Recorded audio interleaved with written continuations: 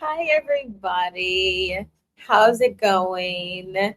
There's been so much energy today and the last couple of days that I was like, I want to move this life up a little bit. Also, I need to get some rest tonight. So I figured I'd schedule it a little bit earlier. Come say hi to you all. Let you know about Z School for the Gifted tomorrow, which, yeah, tomorrow because it's Wednesday. Tomorrow we're going over shielding and protection. I highly recommend you be there, especially because we are moving very quickly towards the new moon and the equinox. And if you haven't noticed, there's some shifts going on in the world. And so mastering your shielding and protection is going to be extremely important right now. I will likely be guiding everybody through a meditation also, just to make sure that folks feel comfortable using their shielding and protection. Hi, Elle, how's it going? Hello, Victoria. How are you? How's everybody's energy? Um, there's also a lot of things going on globally that if you are quite psychic or very sensitive to energy, you're likely picking up on those shifts along with all the astrological shifts. So basically, we have the new moon coming um, on the 21st. And then we also have the equinox. But the new moon's going to be in Virgo, and then it moves into Libra for the next couple of days. And so this is all a season of like karmic justice, things coming into alignment. And so this last week, if you've been feeling like things are heavily shifting energetically, maybe your energy is a little strange, feeling a little bit under the weather, hypersensitive to talking to people, like maybe a little bit tired, it's because of all these shifts that are going on. But also the universe, your ancestors, your guides are revealing to you any parts of yourself that needs to be shifted before you go through this portal, right? Because September, as I mentioned, is a fast manifestation portal. I feel really good. I went shopping after the session, making soup. Yay! Yes, Ellen, I had a session today. So fun. I'm so glad. Oh my gosh, I can't wait to hear how your soup is. You'll have to tell everybody how it goes. I'm gonna definitely go to the shielding tomorrow. I'm excited for that. Yes. I'm definitely more grounded today. Good, good, good.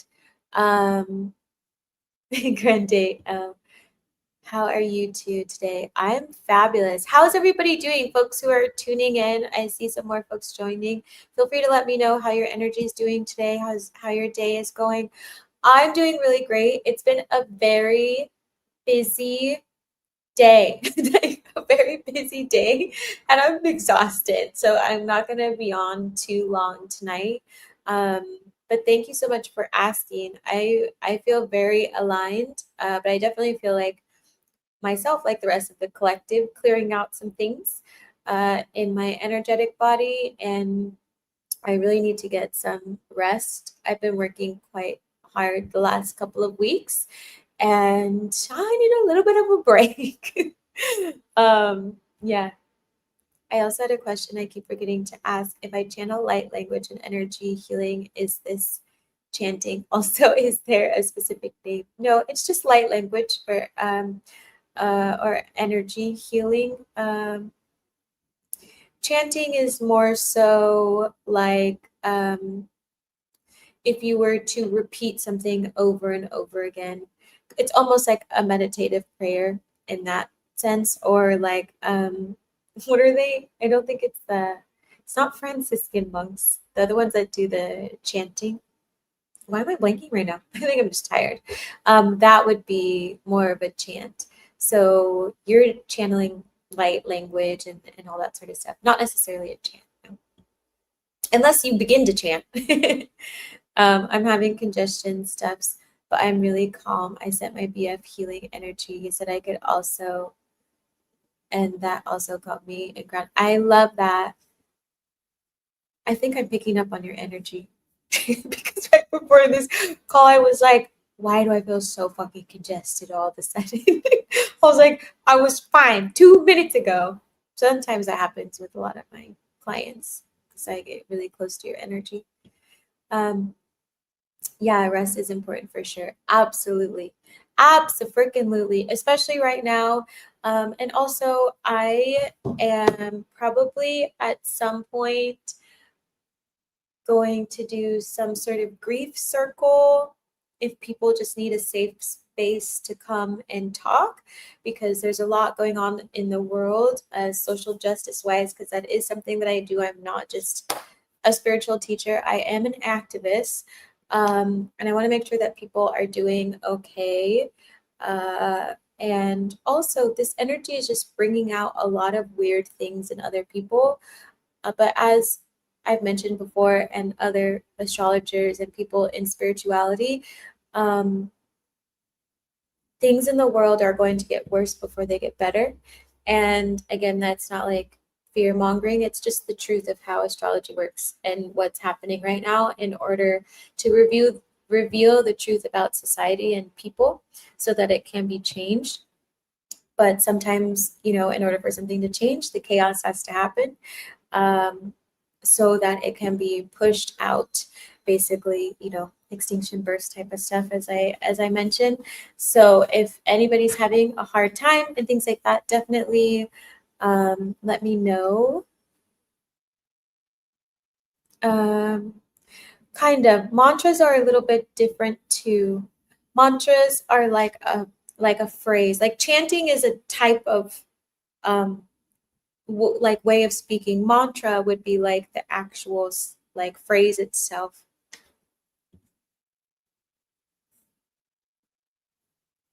I'm glad you're more grounded, Victoria. Oh, that makes sense. Oh yeah, mantra, that's true.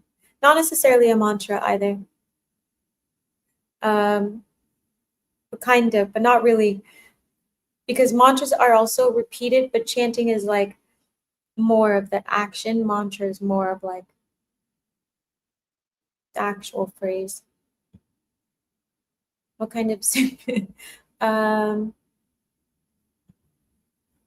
yeah, I need a grief circle. I let go of all sorts of nouns.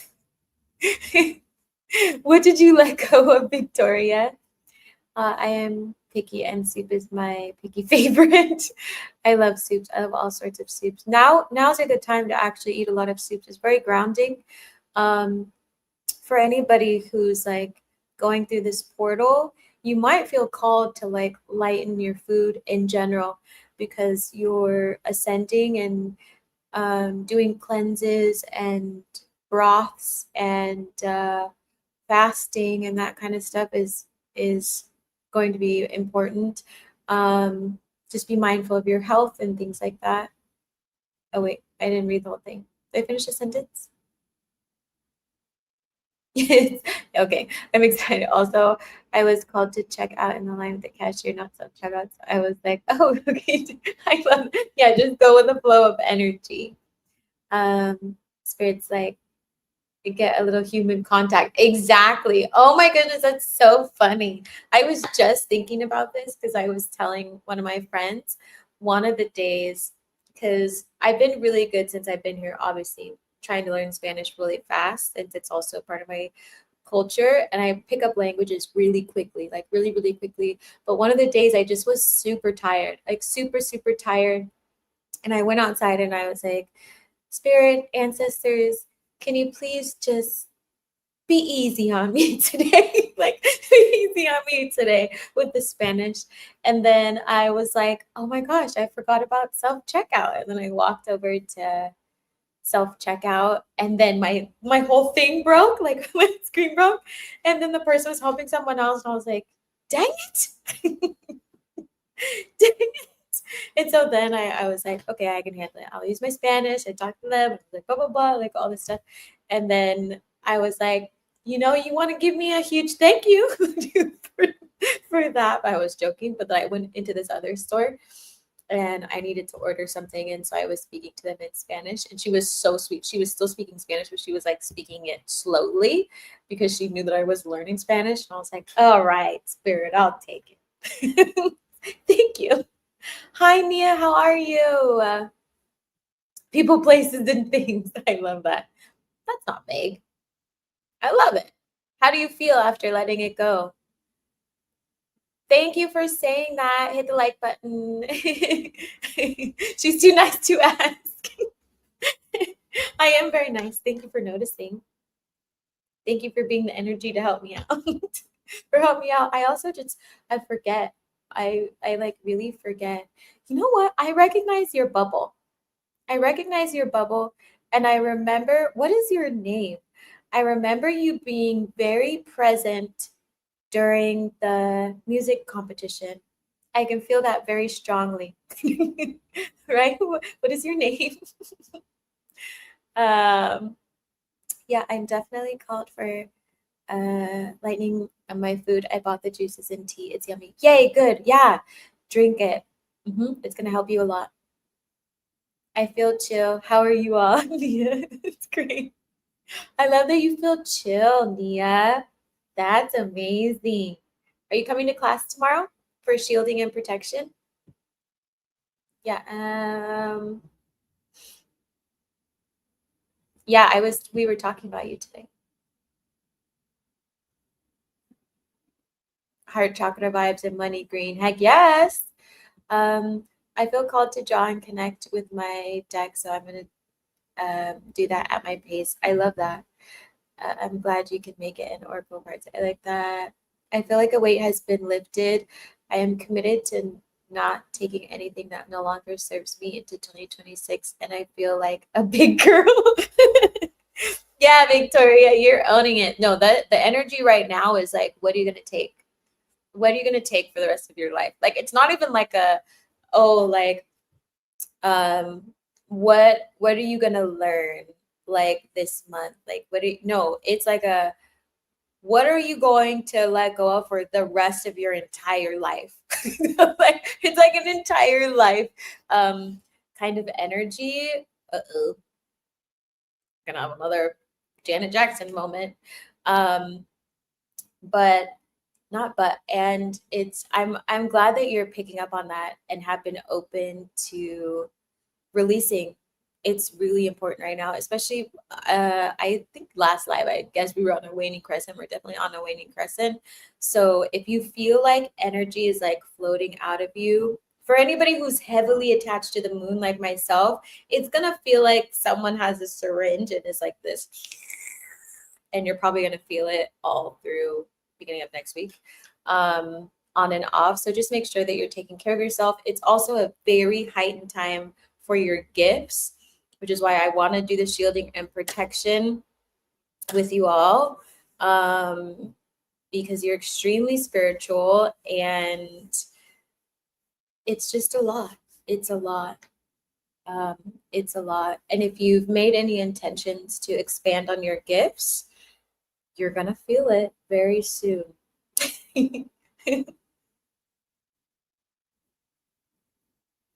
um, I'm being told that I'm manifesting and doing good and I can relax. My line to action is to draw and design and slowing down. Yeah, slowing down right now is a good idea. I was reminded of that today. I had a meeting with someone and we were talking about how, you know, I'm a projector and projectors run their businesses very differently. So I feel like I'm a float away goddess, super ground myself. Yeah, you might feel like that during the portal. I need some encouragement on the final pieces to let go. I've accepted what needs to go, but I felt hung up on the how. In what way, Nia? Can you be more specific? Can you be more specific? Also, I don't know if you answered. Are you coming tomorrow? Maybe you did. I didn't see. I don't see an answer from you though. Can you be more specific? And yeah, are you coming tomorrow? Are you coming on Friday? Whatever resonates. The releasing and letting go right now. Oh, yay. Okay, good. Yeah, I'm sure our energies will align as they do, as they always do. Um, the releasing and letting go is sometimes the trickiest part, right? Because you can alchemize things, right? Alchemize certain emotions. Like if you're feeling upset that day, you can alchemize those emotions and turn it into joy, which is a part of the process is of letting go. But in order to do the alchemizing, the letting go has to happen because there has to be a stage of realization that one, you no longer want that frequency, and two, you are willing to accept something else. And sometimes people get stuck in between those two of, they're ready to let something go, but they have trouble letting go because they haven't really pinpointed what it is that they're going to accept instead. So depending on what you are trying to release is going to tell you a good way to let go and what you are going to be accepting, if that makes sense. So, Nia, you're welcome to tell me in the chat if you feel comfortable, or you can give like a brief description or some words about what you're trying to let go. Like, for example, let's say, I was talking about this with someone today. They were undercutting themselves, like not charging the prices that they need to charge. That's funny that it's coming up because we were just talking about that. But it was coming up again today with someone else. Not charging the prices that they needed to charge. And then we had a conversation about, having journeys where you'll get into this cycle of doing the same thing over again and minimizing. And so the letting go was one that, the acceptance of yes, there's a cycle there. I see it, I feel it. It keeps putting me into this situation of hardship, and it keeps putting me into trauma. And then there is also the acceptance of I take accountability for putting myself into this trauma, right? Because once you pinpoint it, you have to then be able to accept it and hold it as something so that you can also let it go. And taking that thing and then, dissecting it even more also helps to let go of it. So I'm taking accountability that I have in the past put myself into hardship. So why has that happened? How did I get to this point? What was it that I learned throughout my entire life that taught me to take this cycle on? And then that's when you can pull apart even more, right? More layers to the onion of, okay, well, I have worked in a 9 to 5 where I have to work really hard for my money, and then they don't pay me right away. So there's no guarantee that I'm going to get paid. And they tell me that if I'm not good enough, then I won't get my money. And so there's all these beliefs around how you should be working for money.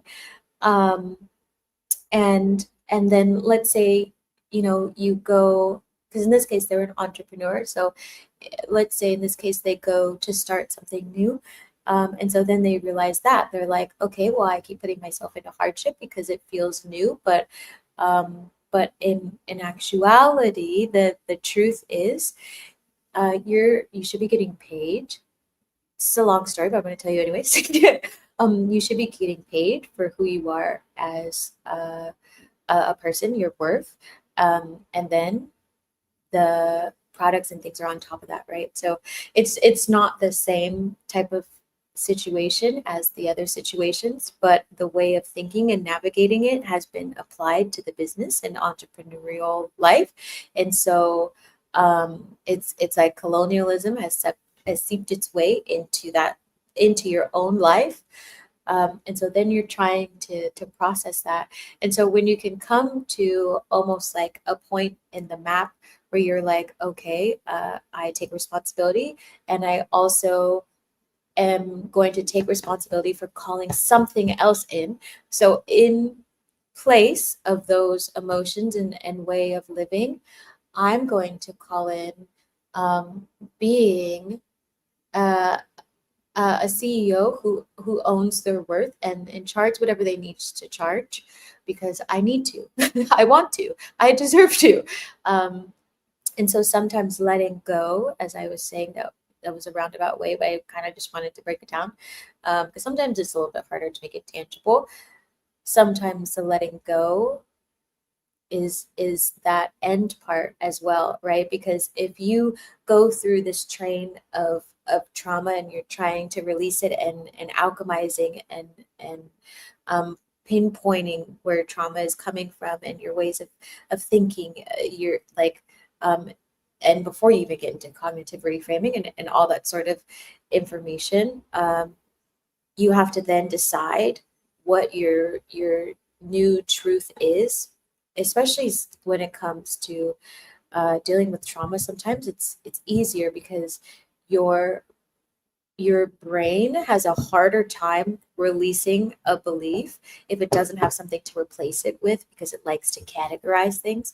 And so depending on the type of healers you go to or healing circles, getting to that point where you, as people say, or as I ask you all sometimes, like what are you calling in to replace it, basically allows you to more freely let go of what that is, because you don't want it. You've made it almost tangible. You've categorized it as not a great energy, and then you've opened up a new channel to receive what it is that you actually want. You know what it looks like. You know what it looks like. You may not know the journey of how it's going to unfold, but you know what it looks like. It's a little bit more tangible to you. It's a little bit more tangible to your brain, and so then it makes it easier to let go of the past and then continue the maintenance and cognitive reframing around what this new truth is and embedding it into your way of thinking and your way of living. And that's where another level of accountability comes in, where you can then live in that state. So Nia, that was a very long answer, but I wanted to break it down like that because I don't really feel like a lot of healers and teachers go into what we actually mean when we are doing these steps. It's not just you saying something and then letting it go and then crying and no, no, no. There's like a lot of moving parts that are happening simultaneously and ways that you can ease your brain into accepting a new and healthier truth that also allows you to release past trauma in a safer way than to just write on a piece of paper and burn it. You know what I mean? Like there's that, but then like did we actually get to the core of what you are letting go so that we can also be mindful of what you are calling in?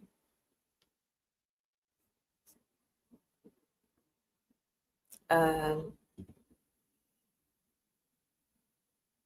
it takes grace also, and it's okay if it isn't instant. Yeah, it doesn't have to be instant. It definitely takes some time to journey there as well, depending on what it is and how open the person is. Sometimes we feel like we might be open to releasing something, and maybe we're not as open as we thought. I swear I didn't know how I did, but the Taurus in me was tired of smelling shit. That's so funny. Also today I was like standing around like Taurus, Taurus, Taurus. So funny. Are you a Taurus sun or is it in your chart? Everything that I let go of kept nagging me to be released, close family, TikTok page, friends, and thoughts. That makes sense.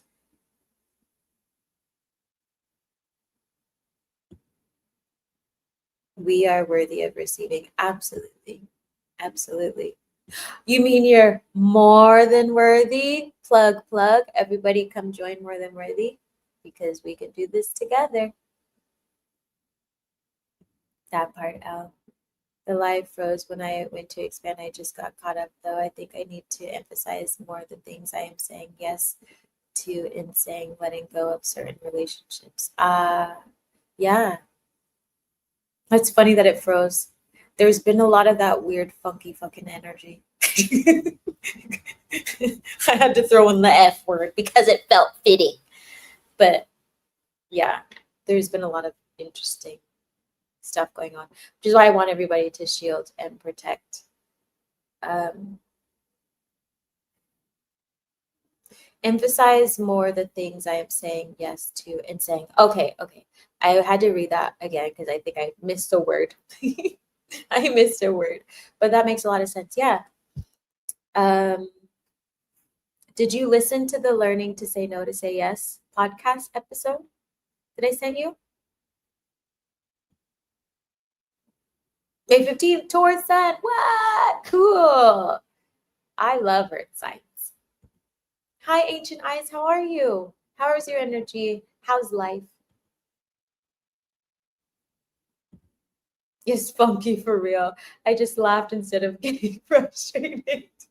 Yeah, see? It's like it's just a little frozen. It just kind of happens. That's how I found when I made that video for YouTube. I was like, everything is distracting and it's just gonna like you can't help but laugh. It's just energy, you know? Hey, beautiful people. I'm hoping everything is doing good. Hi, Dee. Hey, you changed your photo. Fun. Everything is fabulous. Oops, I skipped one. And I meant saying no, but it got cut off. Okay. Wait. So you're emphasizing what you're saying no to? How's it going? Fabulous. Fabulous, fabulous, fabulous. I'm really enjoying today. It's been a weird energy vortex, to be honest, at least for me. I start feeling like big portals like way too soon, and so I just become very weird.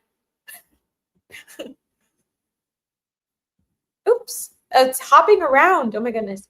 I did end the Hopelessness podcast episode 2. Oh, yay. Oh my gosh, Elle was listening to my podcast also.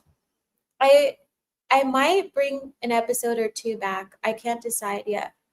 I can't decide. What did you think of the Hopelessness episode? It's been a while since I've made episodes for that podcast, but it's always been one of my favorite things to do. Definitely one of my favorites. Try making Omer's, but my omelet just raggedy. Oh no.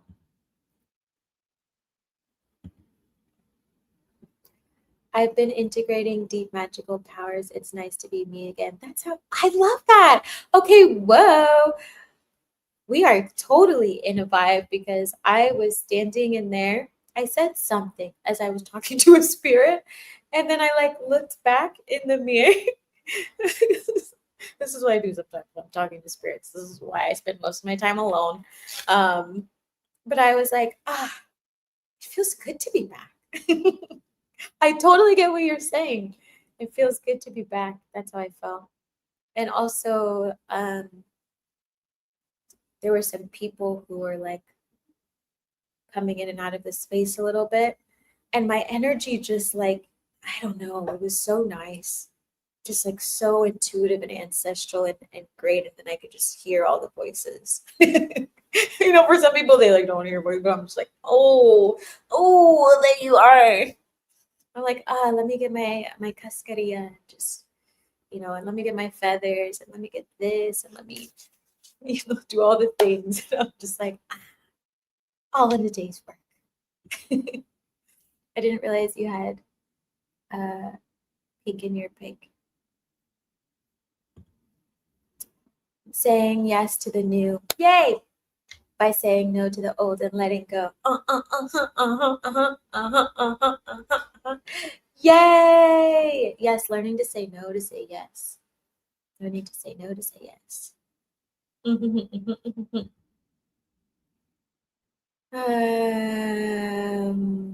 been seeing more cats lately. I love that. Maybe it's probably Hecate trying to talk to you. Oh, I just saw your question. Is two cats sign of Hecate also? Yes. Yeah. I really loved it. I also got the origin story of the hand on the chest and the other hand on the belly, which was cool. Like a self hug and comfort. Oh my goodness, you were paying attention. Yay. I'm so glad. Yeah, maybe I need to bring that back. I love my podcast. I love it. I was actually thinking of getting a new mic so I could just like podcast away. So much has changed since then, and it's always been one of my favorites. I fucked up the RSS feed, I think. So I need to figure that out. I'll fix it. I'm so glad, Nia. This makes me so happy.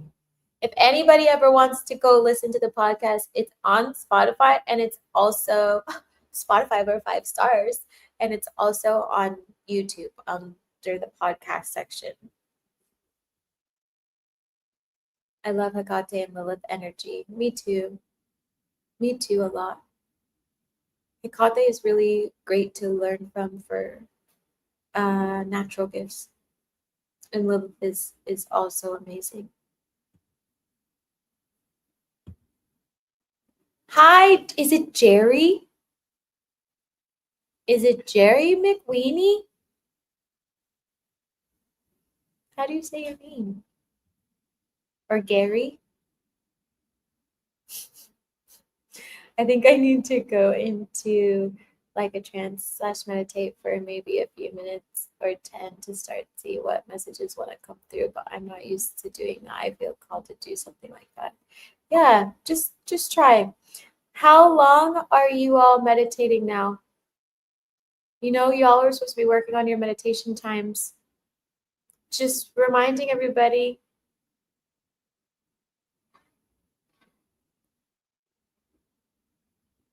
How long are you sitting in meditation now? Without falling asleep, everybody. I'm getting a lot of the podcasts. I think it helps listening for the weekly sessions too when they are assigned to me. It helps. Otherwise, I squirrel brain. I love that. Yeah, I think what I'm going to do is add some more audio things in there to make it easier because I definitely, a lot of people have liked listening to them. And it's just a quick and easy way to learn and to understand. And then you can have, you know, the visuals or whatnot because I don't like putting too much in there because I want to be able to teach you and I need you to be out doing real life stuff. So if I've never liked programs and I don't feel like they're very helpful when people have too many things for you to like read and all that stuff. It keeps you from actually going out in the world. Especially, I mean, it depends on what you're teaching. But like if I'm teaching generational healing and I need you to focus on healing so you can function in the world, I don't need you reading a bunch of things. I need you learning, implementing, inspired, learning, implementing, so that I know that you can do it over and over and over and over again. Plus, most of my clients are neurodivergent. So no, I don't do that to anybody. And I know that everybody has different learning styles. So, you know, I try to keep it mixed up a little bit. Grand day, Gary. Yes, that was perfect. Cool, Jerry. Jerry. I said it right the first time. I just love Lilith. I have strong energy in my chart of my Lilith sign. So it's really where my energy feels super connected. I can't remember where my Lilith one, but I know it's quite heavy as well. I love that that makes sense, Steve. That makes sense. It makes so much sense for your energy. Hit the like button, peeps. Give the stream a boost. My meditation. Thank you for saying it. Wait, I never learned your name. Or do I just call you Mills Tips? My meditation sucks. Too much trauma, mind chatter. Have a good day. Hit that like, beautiful people. See ya. That was so, what an angel. Just came in, said all the nice things. Your meditation's going to get better. I'm going to send you some good vibes. Come anytime. Come say hi. Come say hi. I'll help you with your meditation. What's an ideal length of time? I don't want to keep falling asleep when I get so relaxed. I think my goal is to start with 5 uninterrupted, then keep increasing and go up to like 30 minutes. Yeah, the longer the meditation, the better. Depends on how far on your spiritual journey you would like to ascend. Ow! So, no wonder. Hold on. I was like, what the fuck? Okay. So in terms of length, yeah, you can definitely start with 5 minutes or whatever feels good to you and build your way up. The longer, the better. If you're falling asleep during meditation, you're not getting enough sleep in general. So there's that. So that's something to also keep in mind. That should give you a sign that you should sleep more for sure. Where is my thing? Hold on.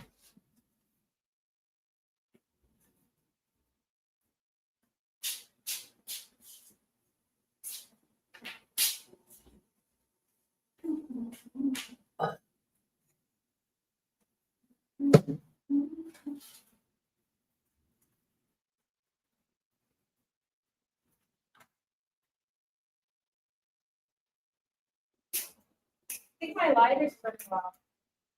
I just put some more stuff in there.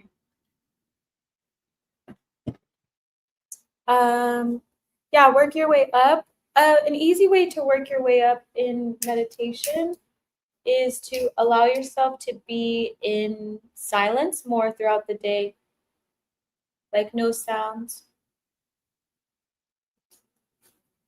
so that you can get used to it. I wouldn't say there's like a good time length. I mean, for all of you, I would love for you to be at 30 to 45 minutes. I would love that for all of you. I can improve on time. Hear me out. The body gets heavy and I get sleepy, and it's also it's almost like purging and I get frustrated. And in the session, yeah, you'll get past it eventually. You'll get past it eventually. But it definitely happens. It can definitely happen. Um, try not to get frustrated. It's kind of funny. Great number to leave, 7 thumbs up. Yeah, folks, can the rest of you like the video, please, if you haven't already?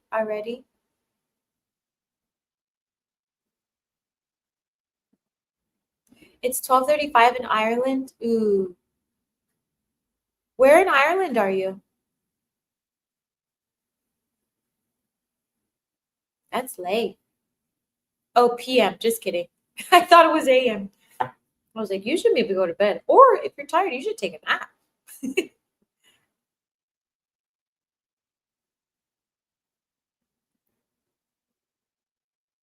Bye, y'all. Thanks. The ADD in me, 30 minutes is forever. Yeah, it is now until your body gets used to it, and then you'll be like, 30 minutes is not enough. 30 minutes is not enough. I love meditation. I love it so much because my body loves it so much. It's just used to it. It's used to it. And so the longer I'm in it, the better I feel.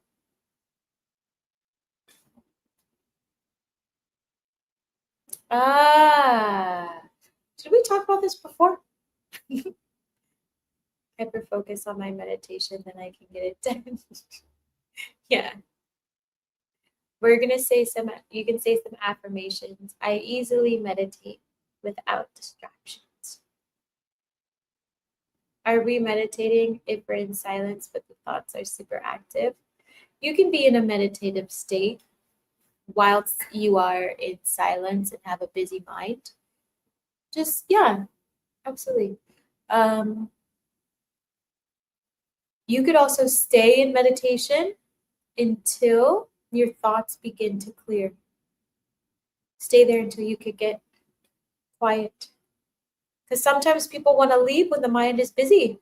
So then you just condition your you condition your energy to get used to being in meditation and having a busy mind. So do your best to try and get to a state of peace if you can, or at least try and you receive the thoughts and you just make note of the thoughts and you can remove the thought. Maybe I need a better setup. Any tips? What's your setup? You just need yourself. You just need yourself. The rule of thumb is like you sit in whatever is comfortable for you, usually sitting up if you're able to. But you don't want to be too comfortable. You want to be slightly uncomfortable, just a little bit, so you don't fall asleep. Absolutely. Okay, thank you. Yeah. This question also came up for me. What is the difference between radical acceptance and acceptance? Because that's something I'm facing right now too with myself and all. Radical acceptance is like,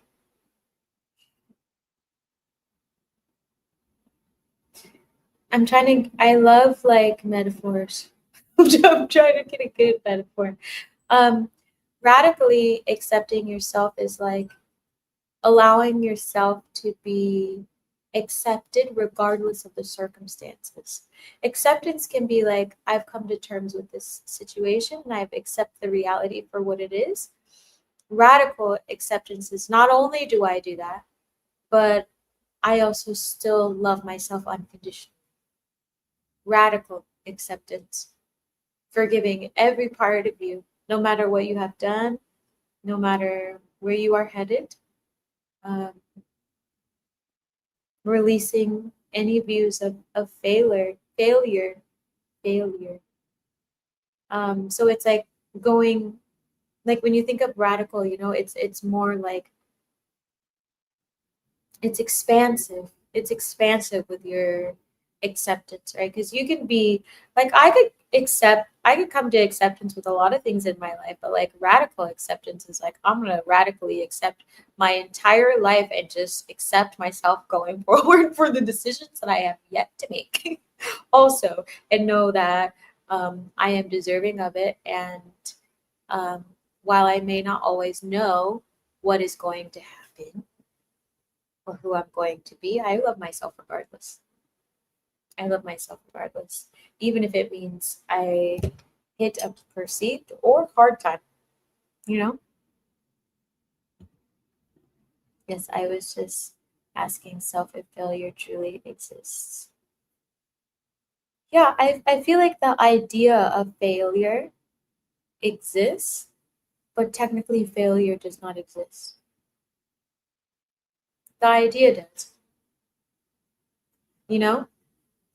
But things are just choices and things like that. Like when you think about failure, most of the time it's like an emotional response to not meeting an expectation. So in that sense, yeah, because people can uphold failure. In that sense, it's very tangible. It's very tangible. But then people who are not aligned with that and are accepting radically or not radically of the situation and just seeing them as choices, then it is what it is. I also feel like you know it also kind of exists when it comes to relationships, or like the idea is very strong when it comes to relationships of feeling let down, all the things. I don't feel it does in the eyes of source. Yeah, I mean, source and God, Buddha, Allah, like it's unconditionally loving. So failure is just an idea of not meeting an invisible expectation. So source doesn't have expectations because source already knows. So what is there to expect? You know what I mean?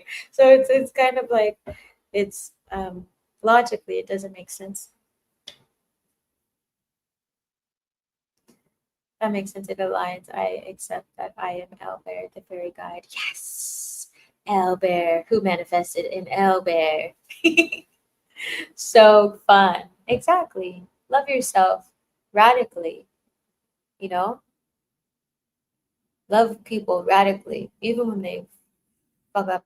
Even when they mess up, right? Is it a mess up? Who knows? Not for us to judge. Could we hold people to ethical standards? Yes, absolutely. Absolutely. Everybody is a product of how they grew up, um, but they also have a responsibility to do better. So when they don't do better, is it failing? No, it's not failing. It's just a lack of taking positive action. You know what I mean? Um, but we're all conditioned to believe that failure is a thing, from jobs, from rankings, from even sales, right? Like sales goals, which are necessary, but you know what I mean? Like these systems that my friend, the neurodivergent teacher who was on here, was talking about. When you don't receive the normal forms of praise, um, then that other stuff is considered failure, which is not. It's not healthy. It's not healthy. And there is a way to be able to like teach people how to grow and expand and do better in the world. What's happening? Without using a system of fear and failure and just rewards, right? Like actually teaching people about ethics and unconditional love and compassion. Because I feel like sometimes people think that when you live that way, you're like the hippie or whatever. But even then, it's like just because they're a hippie doesn't mean they're actually unconditionally loving. They love themselves enough to live how they want to live. Um, so there's a way that you can do it and and still get people motivated to try harder, to try harder. But certain people thrive really well when they have some sort of expectation, which is usually made up by themselves. Like when we do like the Gretchen Rubin stuff, and it's like people who are upholders like myself, um, who have that sort of tendency. It's like making up invisible rules and then things like that. So I'm always trying to uphold the invisible, even the invisible rules to the invisible rules.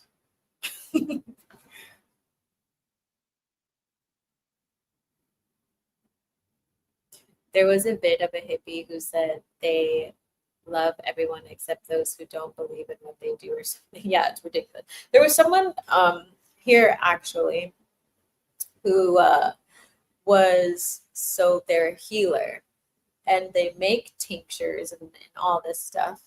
And they have a rule, which is like they can do whatever they want, but their rule is they don't do massage therapy, so they don't do their healing work, which is like a gift from the universe. Um, they don't do their healing work on anybody who got a COVID shot because they didn't want the energy exchange. And so I thought that was super interesting because now you're punishing people who are seeking help. They are not going to receive help. And so that's where I feel like the ethics get a little blurred, because as healers, our gifts are for humanity. They are not meant to be gate kept. And so they kind of also had that energy of being a little bit more liberal. But then I was like, but your views are actually quite conservative. I don't really think you understand. Like, I don't really, because most healers are also very much so about community and uplifting everybody, regardless of their um, decisions.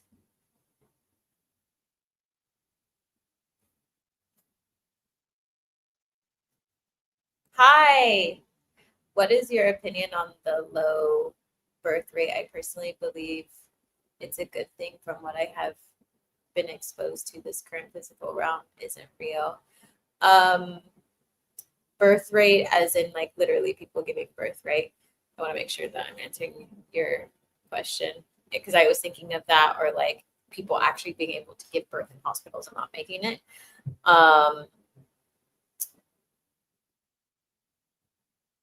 My opinion on it is really, I mean, it's a consequence of people's actions and lack of safety in the world. I feel like people who are not wanting to give birth are well within their means, or I mean, are well within their rights. Um, it's natural. I don't have too much of like too many opinions about it.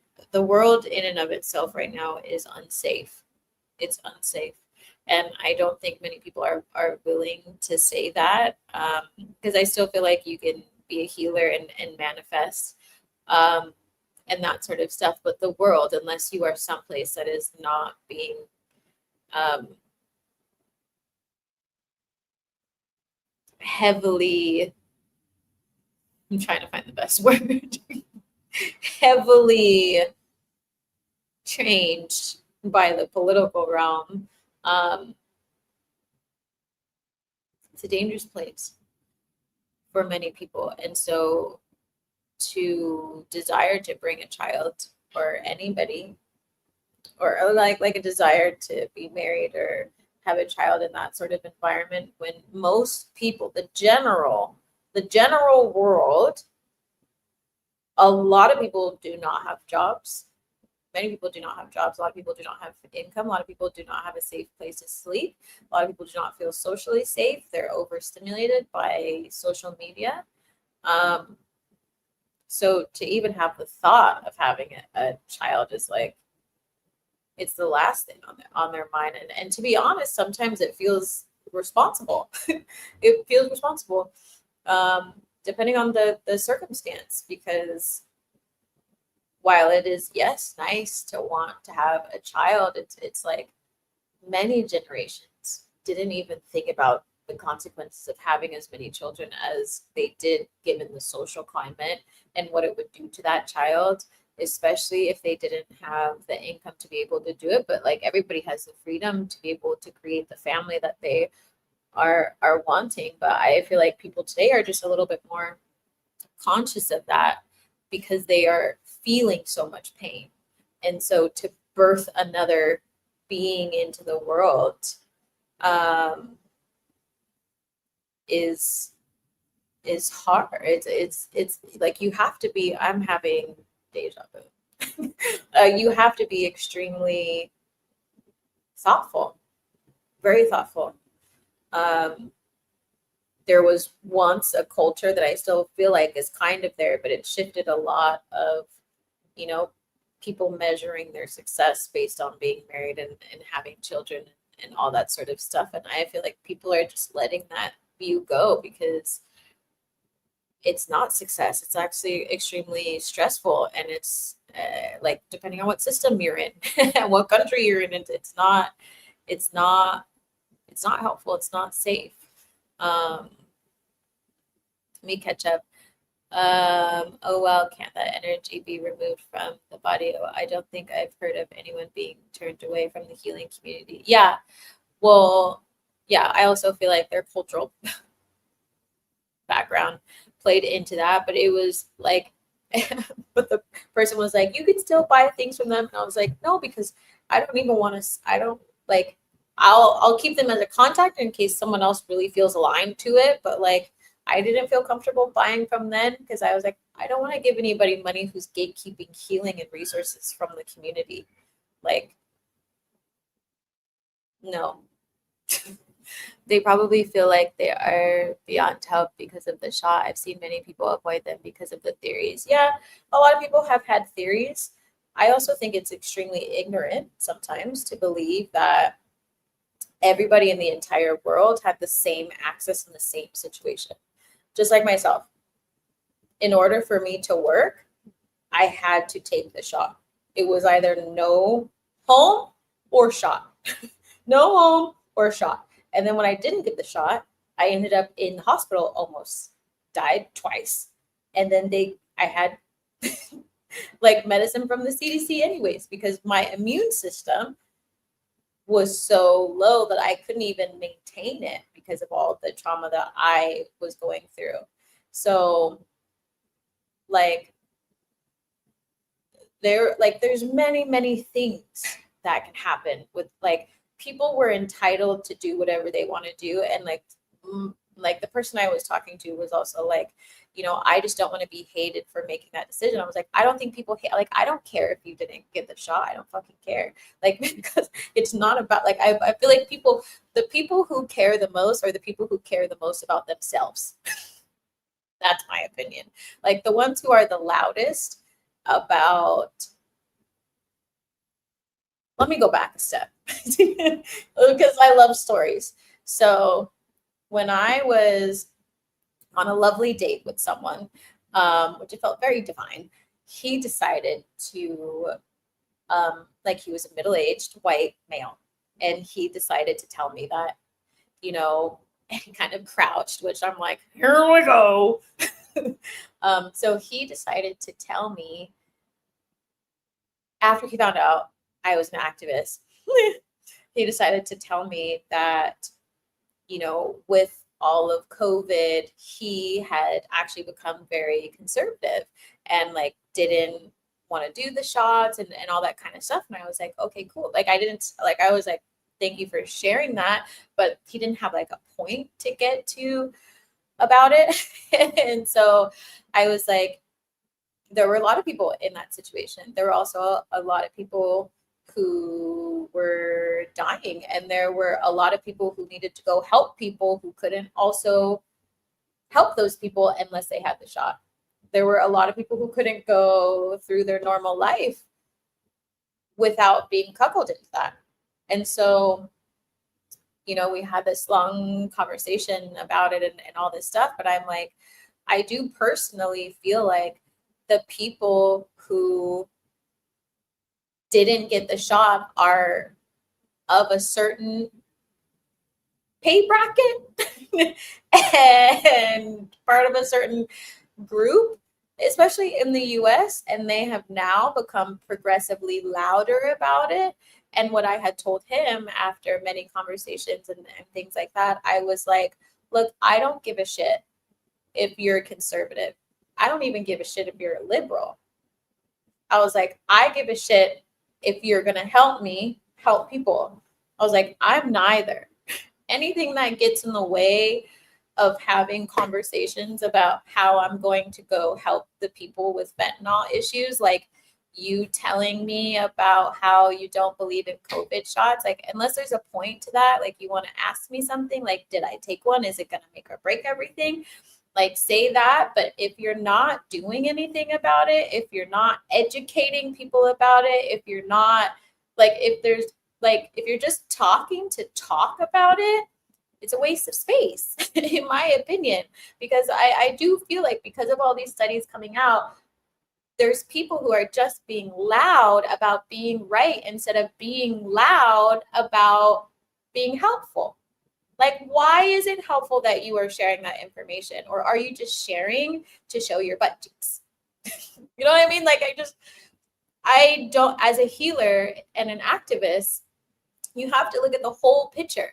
Like, not everybody lives the same life as people who had access to be able to not get the shot. The conversation now is, what are we going to do about it now? Now that we know, what are we going to do about it? Are people just going to talk about, I don't want to touch you because you got the shot? Useless. Useless. As an activist, it's like, I want nothing to do with you because you're not moving anything forward. You're not moving anything forward. You're not helping. You're just saying how you feel because you want somebody to hear it. Go tickle your butt in the forest. Like, I don't care. You know what I mean? I have very strong opinions about that. My mom is like, if you don't have COVID shot, don't come into my house or something. So I've been seen that type of thing, even though she's not practicing healing, but that type of energy I've been around. Yeah, like people can do what they want to do, right? It's their own space. It's like I welcome any sort of people into my space, but I also know that like I at that time was also like sick. I was like my mental health. I was also extremely oppressed and all these things and like wasn't getting paid and like go lawsuits, like all this, like my immune system was down. So like that was the path that I had to take in order to feed myself. So it's like I'm much healthier now. So it's like I know that I will be around different people, but I'm also a healer. I'm not gonna turn away someone who needs help just because of my own opinion about a little shot. Like that's not even humane. People can live their own lives, but be mindful of like certain, like, you know what I mean? Like what are you really sharing right now? What is the outcome? If you're not with me, you're against me, my way or the highway. That's exactly how it felt. I don't think that the birth rate is down personally. I don't think it's being reported. People are choosing privacy. Yeah, that too. I also feel like people are leaving. People are leaving and doing natural births. They're, yeah, as in like they're not being reported. Yes, low birth rate, so-called humans. I completely agree. The current state of growth. Yeah, it's unsafe for folk, especially folks of color. Anybody who tells you any different that it's not safe, we know better. So sorry to hear that that happened to you. See, thank you. I appreciate that. I mean, it's happened just to like so many people. It was a part of my path. Like but I just like that other person. It's like we can either punish each other for actions and continue the trauma, or we can learn to work together. We can learn to work together. And I feel like that conversation with that man, it was very like eye-opening. Like he was really open about it. I was really open about like, I don't really care if you're like, I don't care about you. Like I was also extreme in a very heavy masculine energy during that dinner because he was so soft that I couldn't help but talk that way. And it was a fun conversation because, you know, like I appreciate him even like, okay, like let's let's talk about it. But I'm gonna be like judge. No, I'm just kidding. But you know what I mean? Like let's talk across the aisle. Totally kidding. My mom wouldn't have visited me in the hospital because she was really afraid of getting septic. Yeah, it's understandable. I had to get the shot for work before. So yeah, a lot of people did. Like there was a huge portion of the world that had to do it, and healthcare workers. And like even in San Francisco, you couldn't even go anywhere unless you, like many cities implemented, you could not go into the places unless you had some sort of proof that you were vaccinated. You couldn't even like leave. I remember traveling and I couldn't even where was I fucking going? I was going, I think maybe Polynesia. I like at the time I couldn't even get in without my little card. I think it was Polynesia somewhere. I don't remember. Like you couldn't go in. It was like unless you were wealthy enough or like chose or had like a type of job that like you didn't have to take the vaccine and all that stuff, but like a lot of corporations implemented you had to have it. Like nobody freaking talks about that. Like nobody talks about that because there's a huge working class in the US that is like that runs the fucking US, and in order for those big ass corporations to make the money even during COVID, they needed all of us there to be working. And if we didn't work, we couldn't eat. So it's like, get over it. You know what I mean? My great niece grandmother helped me change my thoughts about those who get shot. She literally sacrificed herself just in case if other family members fell sick. Yeah, exactly. Like some of us had to do it. And also there were people like a lot of the time when they have even the flu vaccine and like other vaccines, It's not for the healthy people. It's not for the healthy people. It's to protect the ones who are like, whose immune system are more likely to be compromised. It's the elderly and the children who haven't yet fully, like, well, it's for children, not so much for the elderly, but like for children who haven't yet built it. Like, that's what the vaccines are for. Like, it's not for the health, you know what I mean? So it's like, I could talk about this all fucking day, but I'm just such a, like, it was just an interesting conversation. I love that you are all bringing this up because I know it's fucking relevant. Everything happens for a reason. But like, yeah, it was very eye-opening to have that conversation. I love that we're having this now. And, you know, even with my friend, it's like, she doesn't even fucking have vaccines. Like, I had to have vaccines. It's just like, well, it is what it is. Like, we're still healers. We're still over there doing the hand pan and doing all this shit. But I think, like, to say that you energetically don't want to catch cooties because someone had a COVID shot makes me wonder who you are. Makes me wonder. I don't know. Is there a study that says, like, you can catch COVID through my chakra? Like, I don't know. You know what I mean? Like, I'm like, I also, like, I don't know. Like, healers to me should be like healing. We should be healing.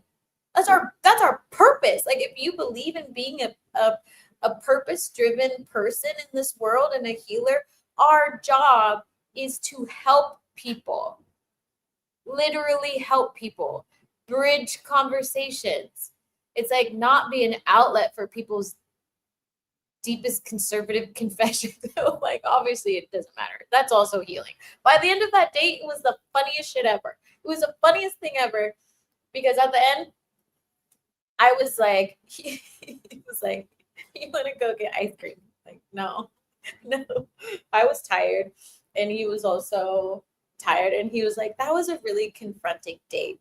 But the whole time leading up to that date, he was like asking, so like he was like a glutton for punishment. It was the weirdest thing. And he was like irking my soul. But I just felt so called to go on that date because I felt like there was something that I needed to learn there. And then that was the moment. That was the moment.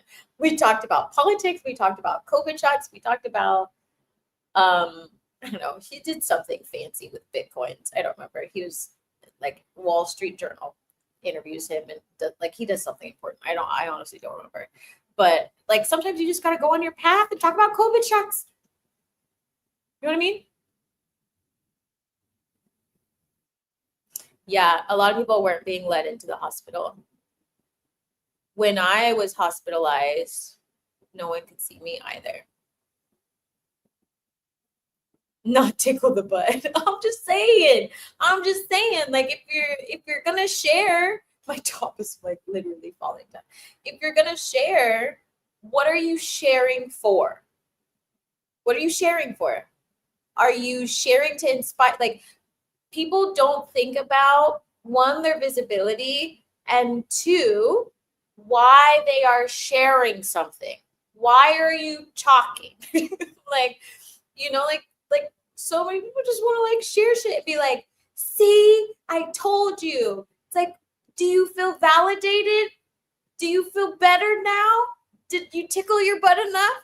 Does it help you? Did it help anybody else other than to make someone else be really bold about telling the whole world that they were right? No. Maybe post something like, hey, this is their report. I was suspicious of this before, and now I know. Like, have a conversation about it and be like, I still, if it is your belief, I don't believe that we should be harming each other regardless. Now that we all know that there's reports of things going on and all this stuff, how can we bridge the gap between the people who are vaccinated and the people who are not vaccinated? Did I say that? You know what I mean? The two parties, and come together so we don't do this again. That's where my activist energy is. It's like my pet peeve to see people post stuff and I'm like, where is the outcome? What are you doing? Come on. Give me something more than that. Give me some change. Did you think that far? We have to teach people how far to think, right? Like that's where the accountability comes in. I'm just not going to open my mouth. If I'm going to open my mouth, it's going to be about something important. If it's not, what is that noise?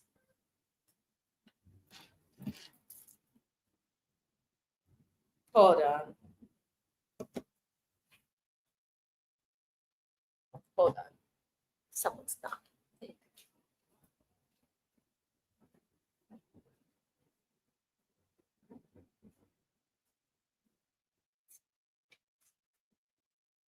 Okay. Y'all got me riled up with my incense. I love y'all regardless of what you are and what you have. I love that. Yeah, that's what I'm saying. That's what I'm saying. It's like at this point, I don't care. There's still people who are trying to hide from war. Do you think I care if you got pricked? No. Do you think I care? Like it's like I think people are so stuck in what's happening in their day-to-day life that they cannot liberate themselves even just enough to not want to like validate themselves all over social media. It's like, do you know how many countries need help? Can you please post about that? Because my ass got shadow banned posting about it on Instagram. And now I have to be more mindful. You know what? I cannot. I love everybody, but I'm just saying, like, can we please move on? Like, not because of you, obviously, but I mean, like, why are we still talking about what's happening with vaccines when there's people who can't eat in the Congo? You know what I mean? This is why we don't get anything done in the US, because people are too busy talking about crap that don't matter. It's already done. It's already done. But there's literally people who need help. There's literally people all over the street in Houston and Louisiana and like in Mexico and like all these different places who need help. There's people in the US who fucking need help, who can't even afford housing, and you just want to pick your nose and talk about COVID. You know what I mean? I'm glad we're talking about this. I'm glad all of you are level-headed and like open to loving each other, because that's all that matters. Like, who the fuck cares what people like? Just saying. Thanks, Saint Victoria. Thanks for saying that. 100%. Yeah, I mean, I'm gonna take a deep breath. I'm gonna take a deep breath. Just remember, Nia, we're just gonna laugh about it. We're just gonna laugh about it. It's like, I love all of them. Like, I don't wish harm to this person at all. I would love to talk to them and just be like, I would love to know your reasoning behind this, like behind not offering your spirit-given gifts to humanity. Why do they have to meet your expectations? Why can't you just heal them? You know what I mean? I don't understand.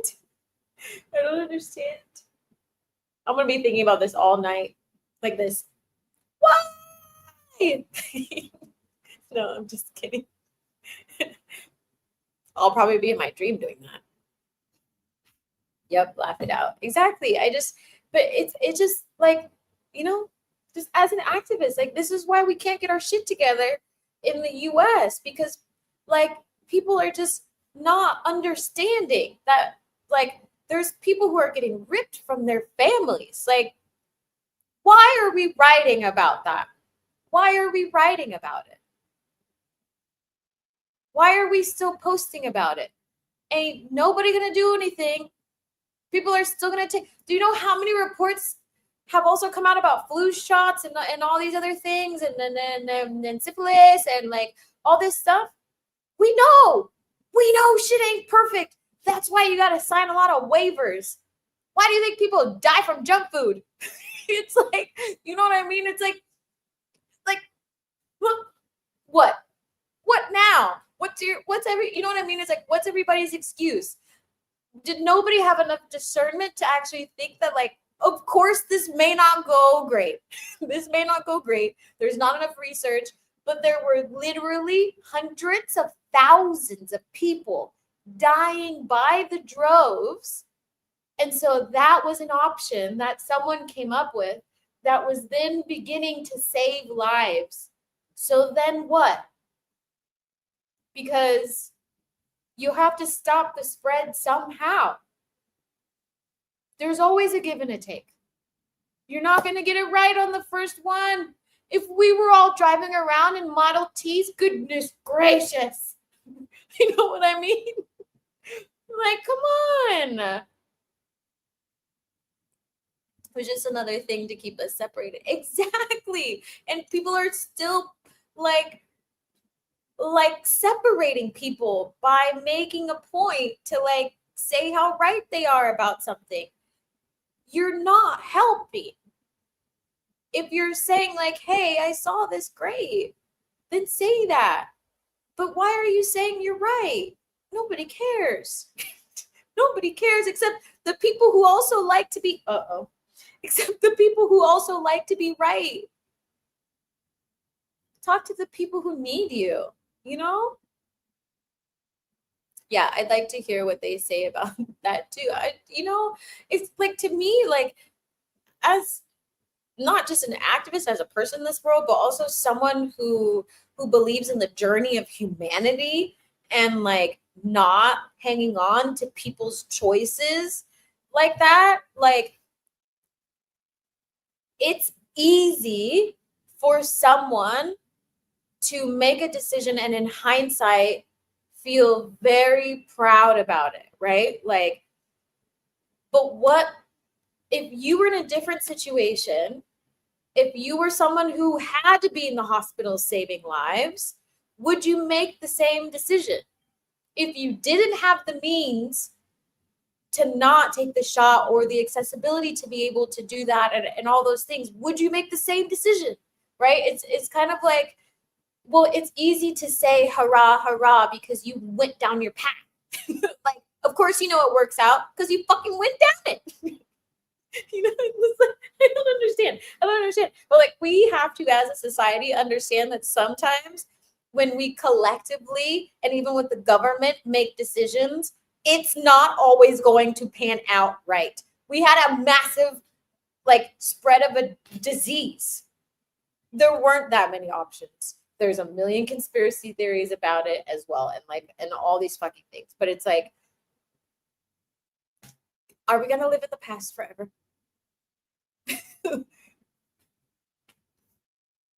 Great question. I love this question. I think it was Ancient Eyes. Who asked this? Just saying. It's a great fucking question. It was great. It was great. Oh my goodness, y'all. This has been a topic that I just freaking love. I just love all of you because you're thinking like you're in the news, you know, like, and it's important. That's why I created this live about global shifts and things like that, because we have to be able to have these conversations as a community and come together and make better decisions moving forward. We have to. We absolutely have to.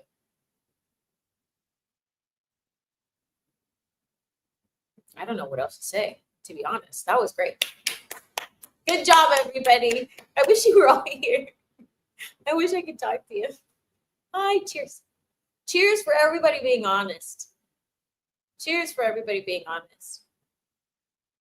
And, you know, I was thinking about this as I was, you know, getting mentored and all the things. It's like we have to have a balance.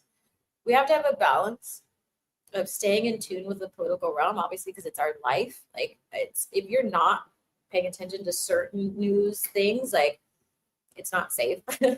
But also there is the energy of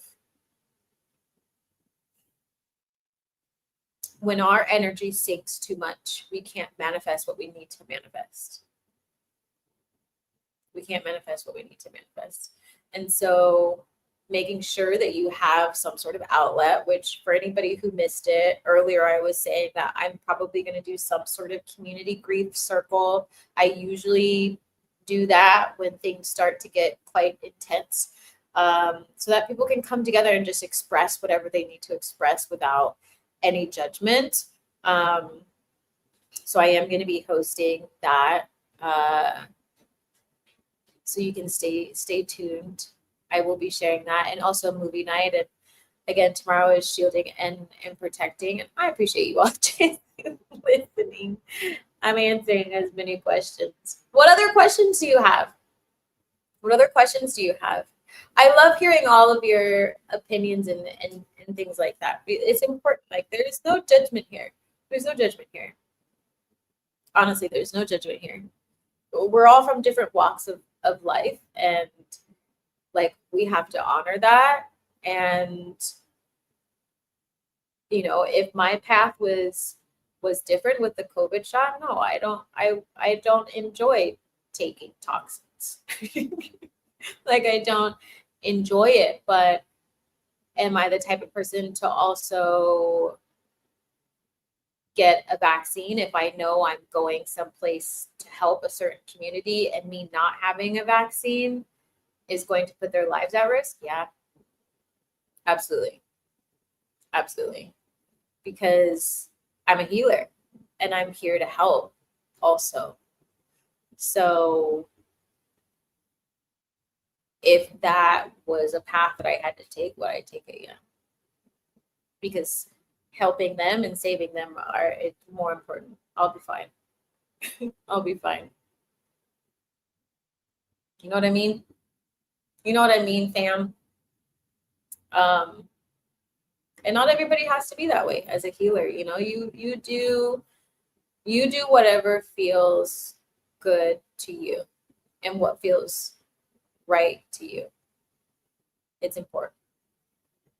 I mean, I took the vaccine and I'm really fucking healthy. Blood work and everything solid. So not everybody is having the same results and things like that. But, you know, not everybody's in the same boat.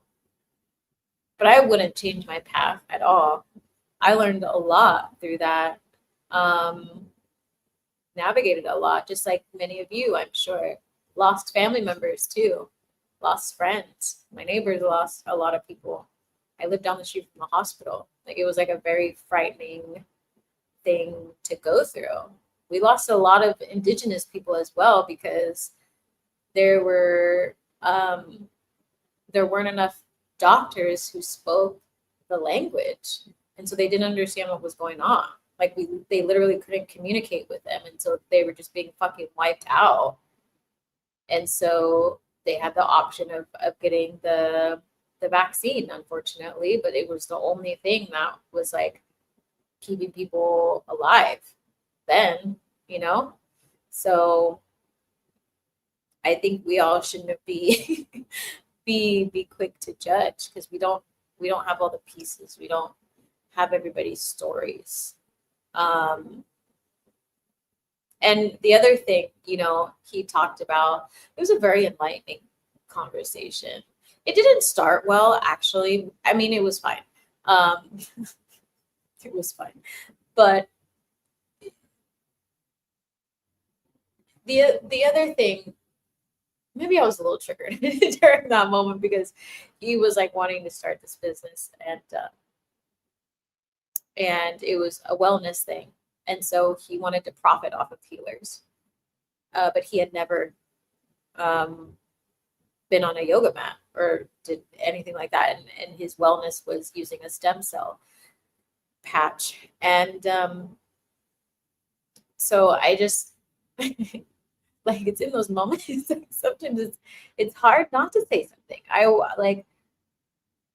don't know how, like, I'm so glad that I learned all about this person and had these conversations, but it just was it was interesting. We can learn so much from from different people. We also had very different views. I was mentioning about patriarchy, colonialism, racism, oppression, all those things, because he was asking me about my work, and he was also saying that in the US, like there was like a lack of spirituality, or like something or like belief in God, or I don't remember how he phrased it. And then I was telling him, I was like, well, you realize that like many of our practices as people of color were taken away, and we were killed for practicing our own practices. And so many of us were colonized, and we took on other people's practices, the colonizers' practices, and we were driven underground. We were like driven underground with mostly everything, and people like me are like helping people through their reclamation journey. And he was like, I don't think it's because of colonialism and that kind of stuff. And I was like, you're also a white male, and I'm a Black presenting female, so that's fine. That's fine. Like, it was a very like interesting dynamic of a conversation. I learned a lot about, you know, him, and he learned a lot about. We had some very difficult conversations in like an hour, but it was necessary. It was necessary to hear both sides, because he also, you know, the company that he wanted to start, like he wanted someone like me to be the front runner in the face, you know, and I'm like, if you're really going to do that, like you have to get behind what we stand for. You know, like we stand for a community, and also he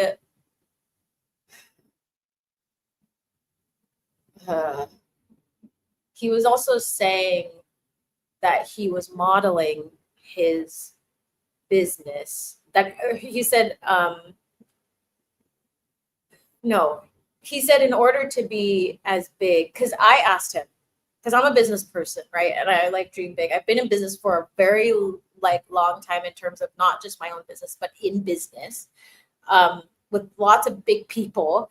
And so I was like, okay, well, he had all these dreams about having a really big app. And so I was like, your main competitor is going to be Mind Valley. Are you planning to be bigger than Mind Valley? Like, are you like planning to go after them? Like, what is your plan? And he was like, you know, in order to do something like that, you have to have the ego of Elon Musk. And I was like, stop.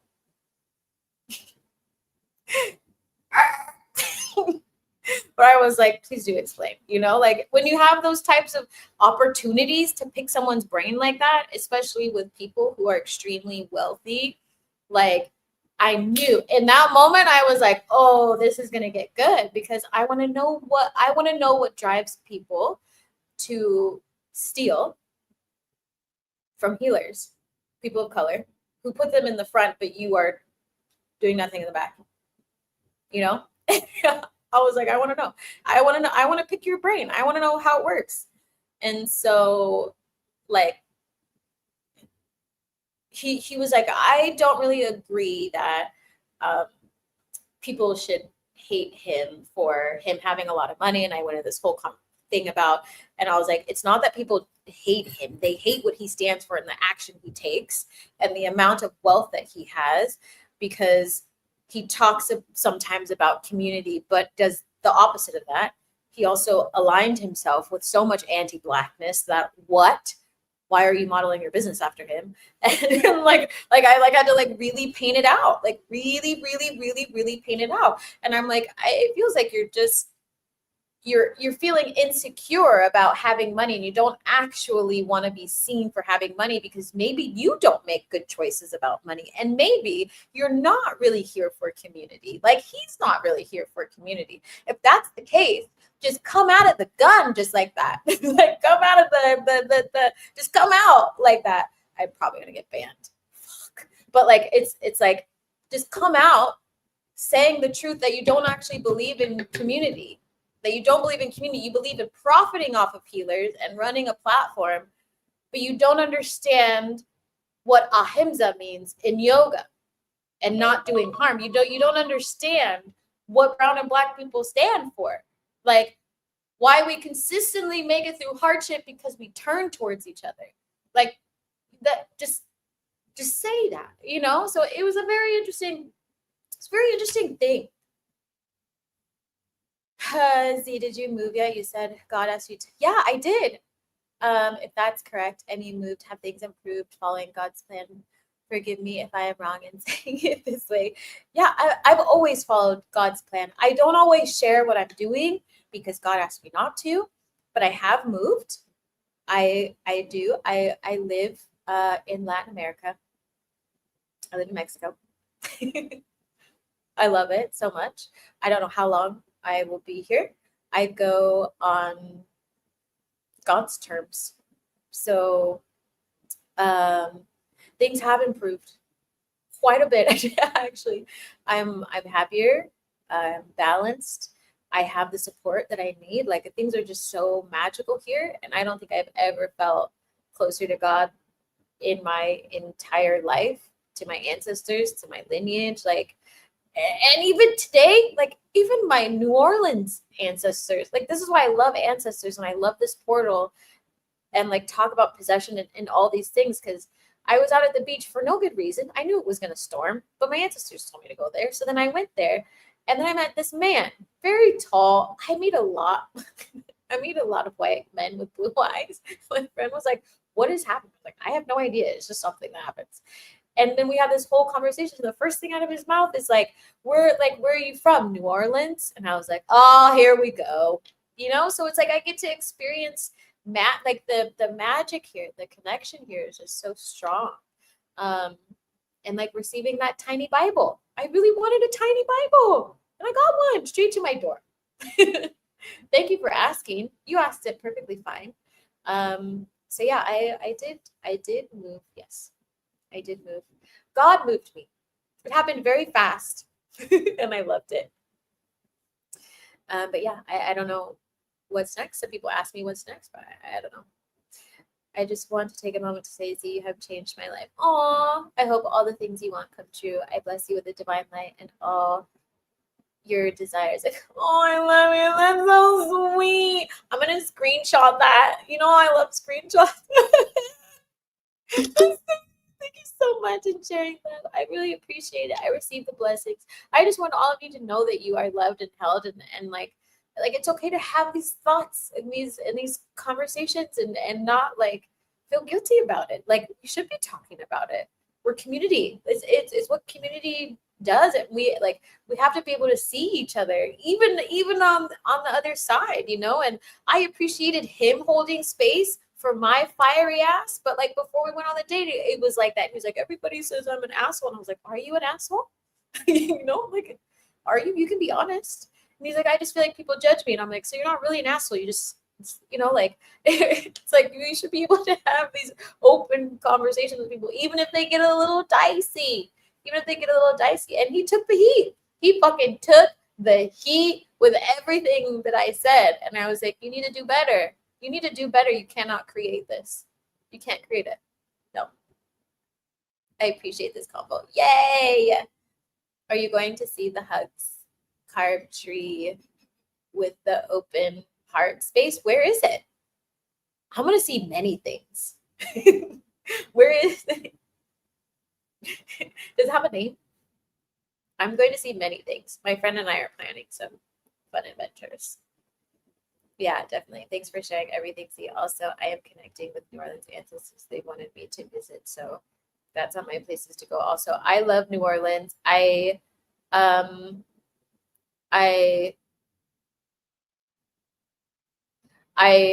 really want to host a retreat there. I just want to get like a Airbnb, and just all of you can come and I'll show you around New Orleans, and just make sure you don't get possessed. Remember we talked about this last. I love New Orleans. And I love my New Orleans ancestors. As I mentioned, like my dad is like, has always been scared of them, but I love my gifts. I love that I'm all the way in Mexico, and they'll possess someone to just come up and talk to me, and they were like, the storm's coming, and I was like, what? The sky was like, I was like, thank you, and ran home. So it's like, I love New Orleans. You should definitely go. New Orleans is not necessarily a place for everybody, but when it calls you there, it calls you there. And you learn a lot there. The spirits are strong, strong, strong, strong, very strong. I want to have a shop there because I don't agree with a lot of the shops that are there. They appropriate a lot of practices, and many of them don't even have lineage there. And they've made a lot of jokes out of our own cultural practices. Yeah, I really like, I like to call myself a real life Princess Diana because I am. Because I am. And I make beignets. And I want a place. And I want a store. And I sing Almost There all the time. Because I love that movie. But you should definitely go. It's a beautiful place. They have a lot of things that are going on there socially that I also want to address. A lot of bad things that are happening to the people who live there. Very corrupt people. And it gets blamed on the locals a lot. Tourists will come and report things, and then it gets worse for the people who live there, kind of deal. So I just always tell people, like, when you travel anywhere, like, be mindful of what you say about places that you go to, and what your experience is, because it could really hurt the people who live there. Oh, you just in Tulum. I want to go to Tulum. I haven't been to Tulum. I'm actually supposed to go quite soon, very soon. Better soon. I'm very excited. There's also a couple other things I want to do there. Huge. Oh, huge. Huge card tree. I want to see all the temples. Also, I like, my lineage is also from here, so I'm doing a lot of lineage stuff right now, and also my tattoo is important and connected to here. Come into the light is the English name. Ooh, hold on. That sounds creepy. Oh, okay. I know what you're talking about. I do want to see that. I added it to my thing. It's been calling for a while, so we'll see for sure. I want to also be aware of cultural appropriation in general. I always respect the cultures and all that is hard, but I'm definitely going to be mindful. Yeah, I mean, that's all you can really do, right? Like, just be knowledgeable. Just be knowledgeable. And I also feel like, also realizing in certain cultures, like, not all cultures accept the past lives things. Many of them do, but not in the same way that the Western world does. So, like, understanding, like, how you might present if you go into a more cultural space and start talking about past lives and all that kind of stuff, you may get received well, depending on who the person is, or you may not. They might question it, right? So it's like just being aware of that too, because it's not really like you're not appropriating anything, but I just like want to tell everybody, like, when you travel places, it doesn't mean hide who you are, but it means go on your spiritual journey to uncover these things for yourself, but it's not necessarily for you to like always be sharing with everyone, because the journey is for yourself, and you'll be led to share with the people who you're meant to share with. Princess Tiana is amazing. She's one of my favorite princesses. I have loved her a lot and wanted to connect the culture more. Yeah, the culture is amazing. I feel like you would love it. It's so magical. I also have an amazing fairy sister there. She's wildly psychic, like one of the best tarot readers I think I've ever seen. And she's amazing. And every time I go to New Orleans, we find each other, and it's the best thing ever.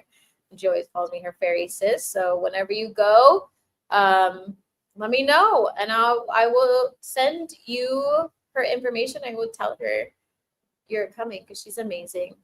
She's just so sweet. Like I think I can't remember what I was looking for, but she's like, "Come on, fairy sis, I'll show you," and like runs out the door. And I was like, "Where are you going? Where are you going?" Good to keep in mind. Thank you for saying that. Yeah, absolutely. Happy to share. I love that. Would love to meet her. Yeah, she would love you. She's so sweet. She's so sweet. And like when I'm really busy, and if I can't like go see her in the shop, she'll come to the hotel sometimes. So that's like if she offers that, she might do that for you, depending on if you're busy or something. But I always recommend like going into the shop. But there were times I literally couldn't leave, so she was really sweet. But yeah, this is it's just today has been like so amazing. So amazing. Y'all are just like fucking amazing. Like I love all of you so much. So much. Anybody want to come to Mexico? Oh, this is funny. So all of you know, like I have the gift of activating other people's gifts and like opening magic in other people. Like that is something that I can do. And my friend, we have a little project that you're all gonna love. It's gonna be hilarious because it's kind of on par with what we've been talking about today. And I was making this joke and I was like, "Oh yeah, you're coming to Mexico," or something. And then she texts me later that night, and she was like, "I know you would tell me that this wasn't a coincidence, and I was just watching like so and so's kid, and they were doing like invisible spaceships or something like that." And she was like, "Okay, like where do you want to go?" And she's like, the little girl, super tiny, was like, "Mexico." And she's like, she doesn't even know where that is. She's like, "I know this was you." Like, of course it was. Of course it was. That's why you just gotta spread your fairy wings all over the place. Let people enjoy it. Um, that would be amazing to go to a shop there and music and food, etc. Yeah, I'm like upset on it. I'm like, I don't know how it's gonna happen, but I'm like going after it in my energy. Princess Diana store. I want like real hoodoo and voodoo. There's only like, who is fucking knocking?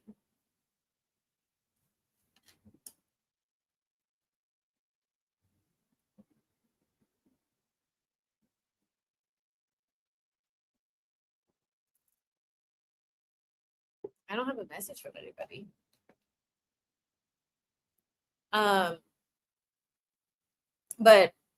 I don't remember what I was saying. It's gone now. I keep hearing things, but I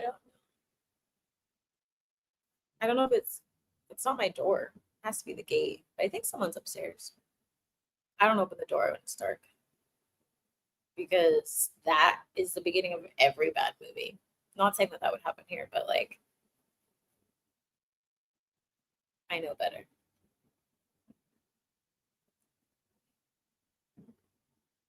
Hearts. I do to live. I do to live. Wait, what?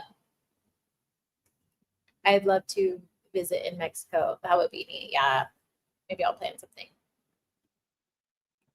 My dad has gone several times to Mexico City. Ooh, how did you like it? I'm not far either. Oh, yay. What the fuck is happening?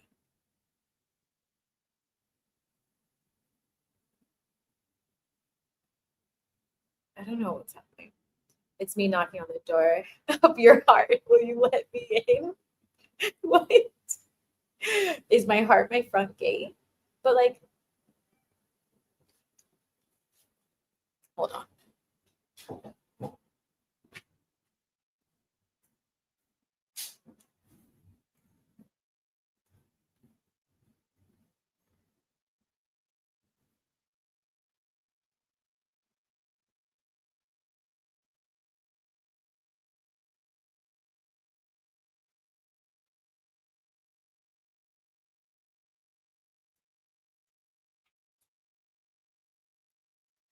I don't know what's going on. I think I'm just gonna message the other person and be like, I don't know what the fuck's going on. I can see little feet underneath the gate, but like, what are you here for? I don't know why they're here. I'm going to allow love in. You know, my affirmation said before I went to the beach today when I met that man, it was like, I love meeting new people. Like, what's happening today? Working on smooth talking. Oh, you're welcome to practice. What the fuck is happening? Hold on.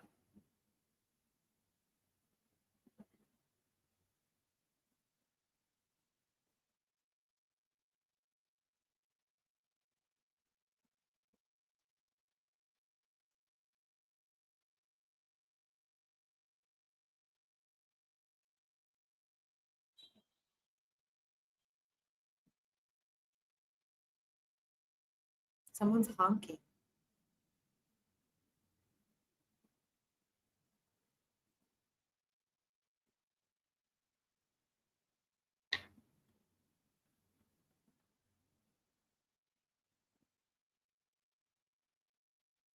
First, I have to get the words correct.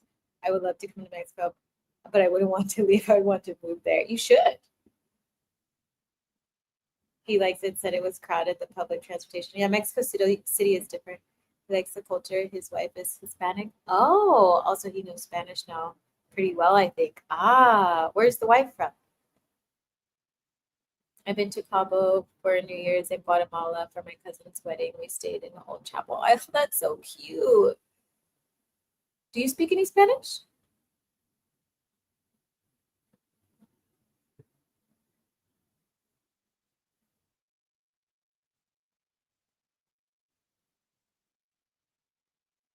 Maybe I should have my light on. I can't turn it off now.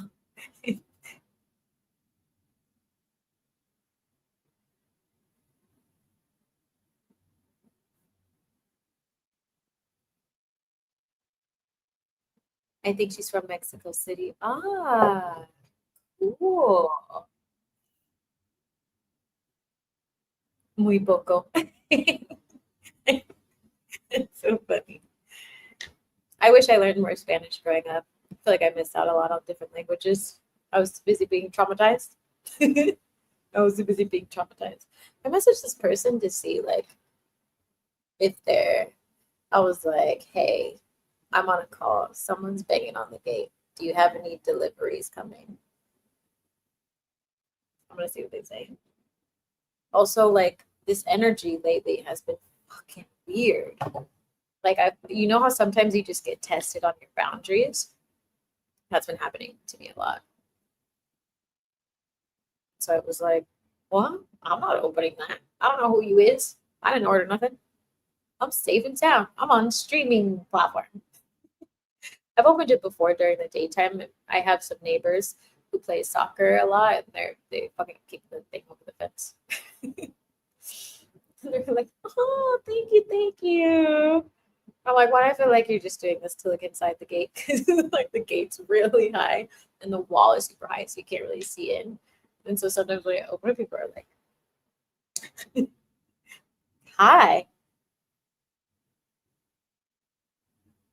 I am in Mexico already. That's a feeling. Oh, I love that. Where in Mexico would you want to go? I love it a lot. I feel normal, surrounded by Hispanics. I feel out of place sometimes, like I don't belong. Yeah, that's in the US, it's like that, especially as a person who presents as Black. It's like that. A lot of people don't understand what it's like to live as a person of color in the US. Um, the US, I always felt like that, which was why I always traveled. I always had jobs where I had to travel. I didn't even feel that way when I was in China, you know, or when I was in Hong Kong. Like, yeah, it's a very isolating and sometimes, like, most of the time, like, very harmful. It's like traumatizing on a very different level in the US to be a person of color. That's why you're seeing a lot of people, like especially Black femmes, who are leaving the US And they're saying they're a lot happier. There's so many communities of us getting together because, like, look what's happening in the US. You know what I mean? It's not healthy. And it was interesting to talk to a lot of the Black femmes who were moving, because a lot of them have just like felt the call. Like, a lot of them talk about that, like God moved them or their ancestors moved them, which I love hearing because it's normal in our culture, you know, to feel that energy, to move and to like follow it even if it doesn't make sense. And many people moved with very little money and are doing just fine. And so it was really interesting. But like, I mean, when you move into a different, I mean, obviously every country is different, but I haven't really visited a country where I felt like the US. I mean, a little bit actually when I went to Austria, I didn't enjoy, I felt kind of like I was in the US when I was there, but there's also two different parts of Austria and certain, like I traveled through Eastern Europe and I did not enjoy it whatsoever. Some parts I did, but like, I was like, we can skip this. But it was still very, very different. Like, I really enjoy Europe and I really enjoy Latin America. You know, I really enjoy here. I enjoy Mexico. I enjoy it a lot, but it can be it's hurtful living in the US. I was divinely guided here to Houston with absolutely nothing but a green heart. Yeah, there's a lot of ancestors there. I actually traveled through Houston a lot. There's a lot of ancestors. The minute I crossed the line, because I would drive a lot in between Houston and Florida, so I always took that strip a lot when I was doing healing work and activism, like going through Louisiana, Mississippi, like all those places.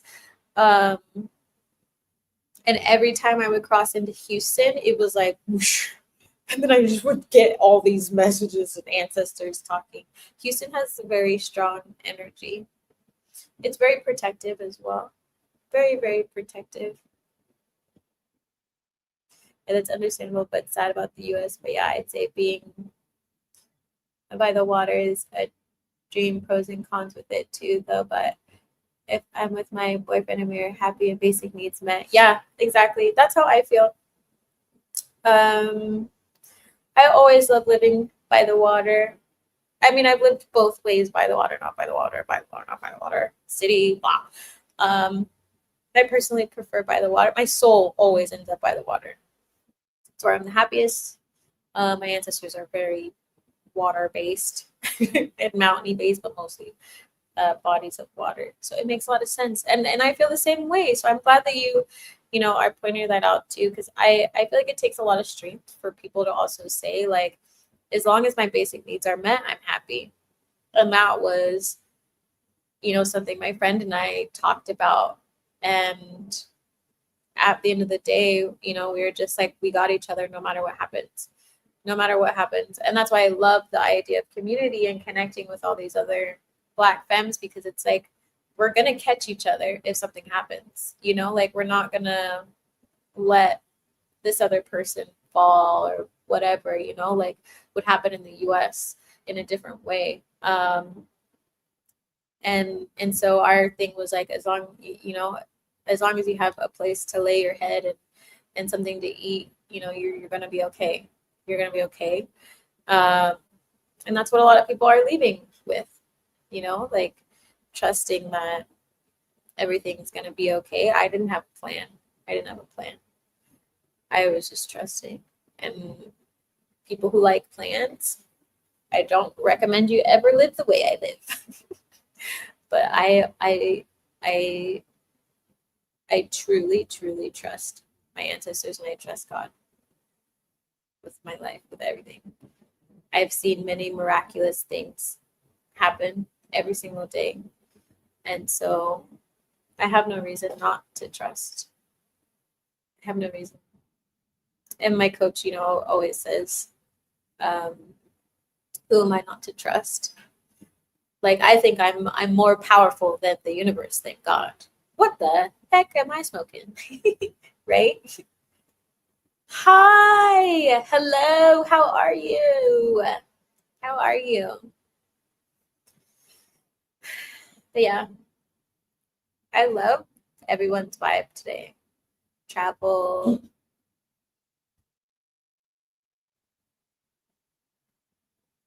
Did y'all hear that? What? A ghost just fucking pushed my door open. I think my ancestors are telling me to go to bed. Oh, fucking with my door, dude.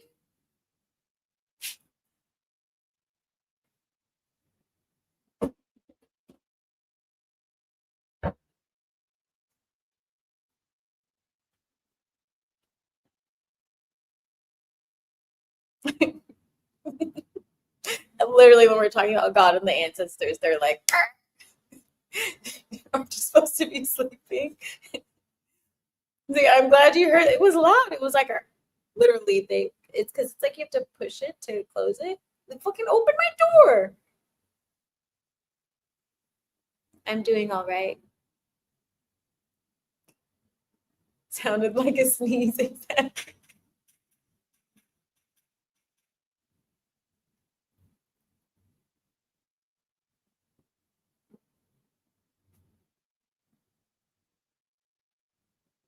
What the fuck? Did you hear that?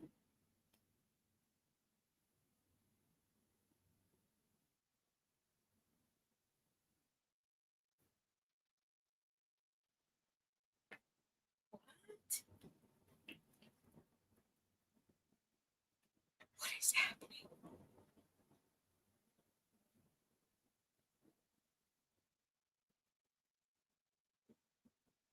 Oh my god, 5 here. Are we about to be in a haunted house right now, or is it someone outside? There's no way they can open the door.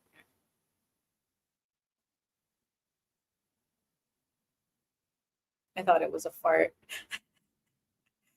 I heard that one too. What the fuck is happening?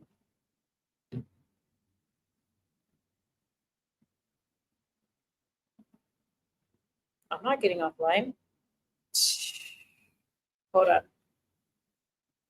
gonna message my friend. Hey, I'm gonna send you a message right now because I'm still streaming live, but there's someone banging outside of my gate. Something weird is going on, and also a ghost just opened my bedroom door. Just thought you should know. I'm just gonna send it. Shit.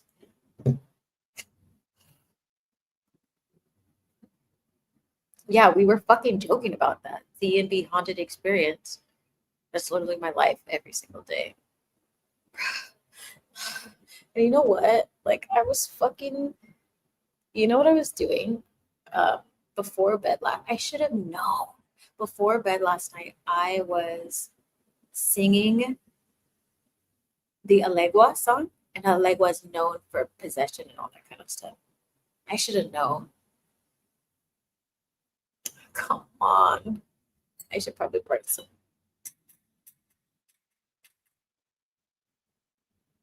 Where's that coming from?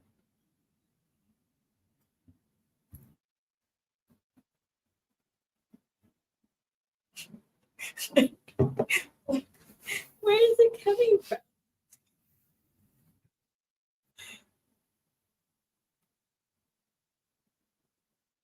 Maybe should I just go outside? Hold on. Should I take you all with me?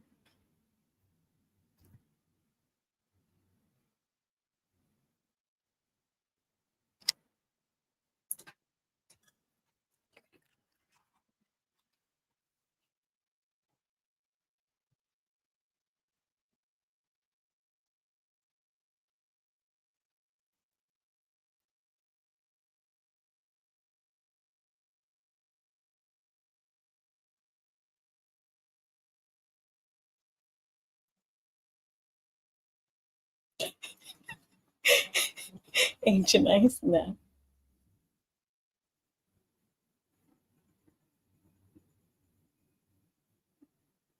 I can't see out there. It's fucking dark.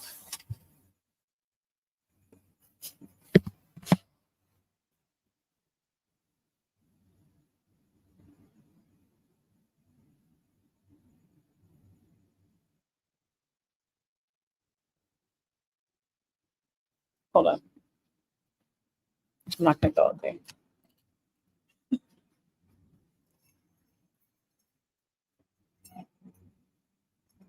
Okay, I'm taking it with me. Everybody's coming with me. Fuck. Which one's the light?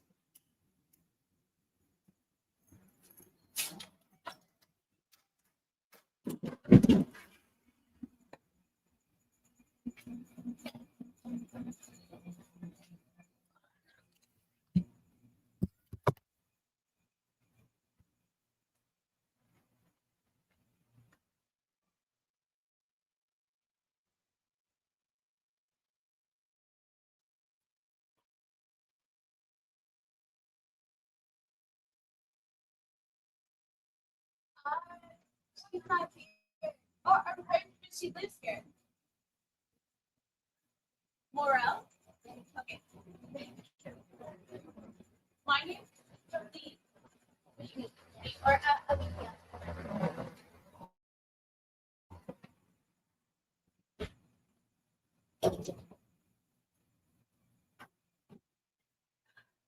Yeah, how did there use cat?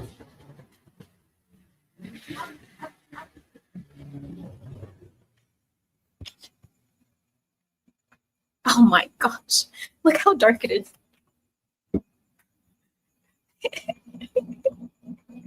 It's a dark cloud here.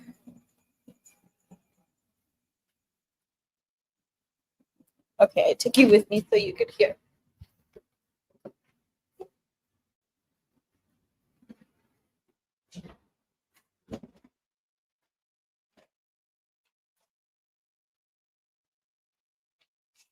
Okay, so it was a package, but I don't know if someone opened my door, my bedroom door, which scares me a little bit. Yes, take us. See, that's the one thing you don't do, and you watch the movies. I know, but I took you with me, so if something happens, you can report a crime. Let me message my friend.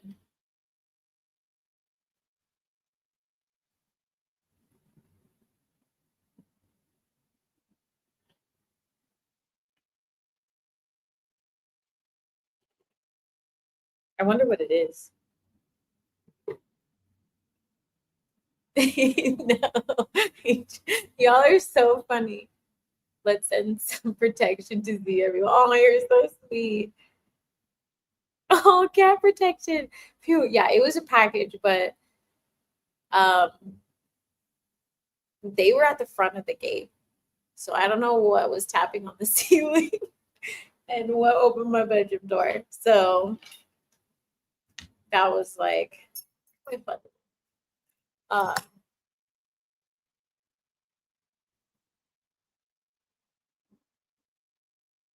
this is why, and then I come in and that little fucking cat ran in. It's always trying to get in here. But you know what? I think that cat is a very protective cat, like a protective cat energy, because it always sits at the front of my door and tries to lay next to my bed. So it was heading in there. It was heading in there. So maybe there's something in there for sure. But let me put this down.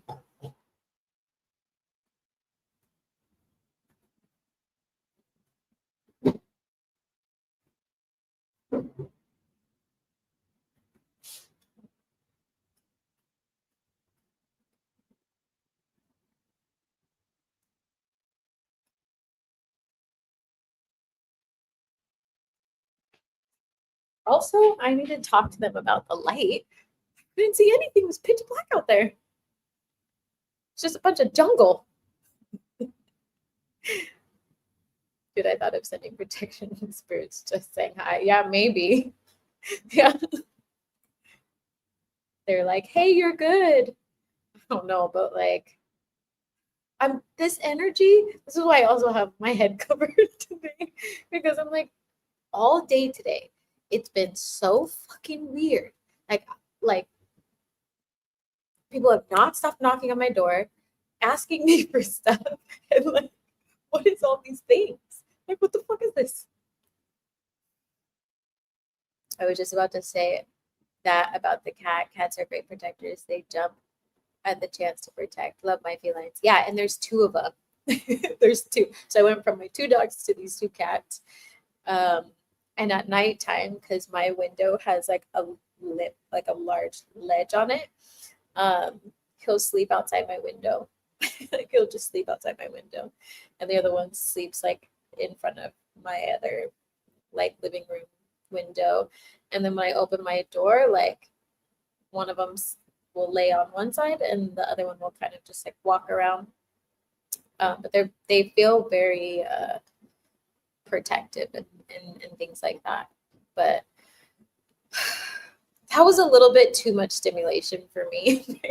I'm like, between a package getting delivered and like this is what I'm talking about, you know, femmes having to like feel safe in the world. I need to hire a masculine to come be here. Be here. There was another reader. I think I don't remember if I shared, but they were on a live. That was probably what they were trying. They were on a live, and they jumped because someone knocked on their door during the midday, and they're like, "I don't have any deliveries coming." And then they're like, "I just got really scared. Also, I'm a female alone by myself." Like that. That's what she was saying during the thing, and I'm like, that's such a real fear.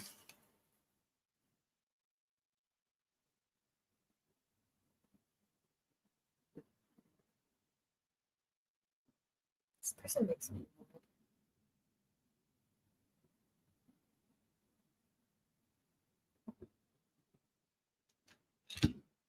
Um, protectors. Yeah, they protect my babe and his bro at his house too. In my condo, I have crows and lizards. That's so cool. Yeah, these I'm glad.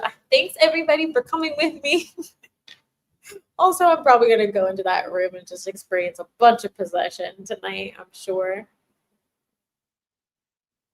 because I'm like, what are they just coming from every direction now? Oh, I bet them spirits are roaming in Mexico. Hispanics practice. Oh, absolutely. The land itself is like, I love it. I love it so much because it's not like it's so open, and because you know they have all the dogs too. Like dogs are very sacred in the spirit realm and that kind of stuff. So, but it feels like because the dogs are also very protective, so it feels safer in a different sense, like more approachable. Um, but all day today, my friend has been talking about like the pyramids and things like that in different places in Mexico. It's just the energy is strong today for some reason. Like a lot of extra energy moving around. And I was telling her about my tattoo and like, yeah, she was like, I want to get a tattoo of the winged serpent. She was like, I'm trying to see the winged serpent crawling down. Someone messages her 2 minutes later, and they were like, I have that tattoo, and like took a picture of it, and I was like, I can't with this place. I can't with this place. It's so great. Let me call Prince Naveen and see where he's at. Yes, Nia, please. Call Prince Naveen. Princess, I'm gonna be like this and like, you know. No, if shit went down, I would like I get pretty ratchet. I do. I don't like to. I don't like to, but I will if I have to. I was actually thinking the other day, this is like the first time in my life that I don't. I usually have like a knife, like a pocket knife. Like they always get one that's like kind of made of like bone and all that kind of stuff for my spiritual practices. And when I'm foraging and things like that, I'm gonna call it in. Booga booga booga. Right, Nia? Yeah. Prince Naveen. Princess Tiana is out here like getting support from streaming fans and kitty cats. I started. Not literally. 1-800 Prince Naveen. Save me. Please. That would be great. That would be awesome. I can only go so far. I can only go so far. I'm just kidding. No, but really, someone call. Do you have his number? Could you call him? Please, that'd be great. Everybody, mentally. What the fuck is that? I'm never. Everybody's sleeping with me tonight. Everybody, we're all gonna go back there. We're gonna lay in bed. We're just gonna be like, I should do that on TikTok. You know how people watch other people sleep? I'm not going nowhere. You're not going anywhere. As long as someone's just around. No, I'm just kidding. Coco, I want to watch. I love Coco. I've been walking around. My friend was laughing because I was like, I'm calling every dog Dante until one responds. I was like, I really want that one that follows me around sometimes. It's black. Just come home with me. Come home with me. I've always loved Aztec, Mayan, Incan, and Atlantis things. Yeah, me too. Something about it makes my soul light up. Soul recognition. I thought of that movie when she started talking about the cats. I love Coco. I love Coco. I'm literally like, I'm just so honored that the ancestors and God sent me here to like I've always wanted to be here at some level, and I got my guitar. Like I'm gonna try to manifest a sweatshirt. I'm gonna be ready. I'm gonna be so fucking ready. And now it's like I can take my guitar to the ocean and just like play and do all the things and watch my doors open all randomly, and you know, I haven't offend that. Like it's just great.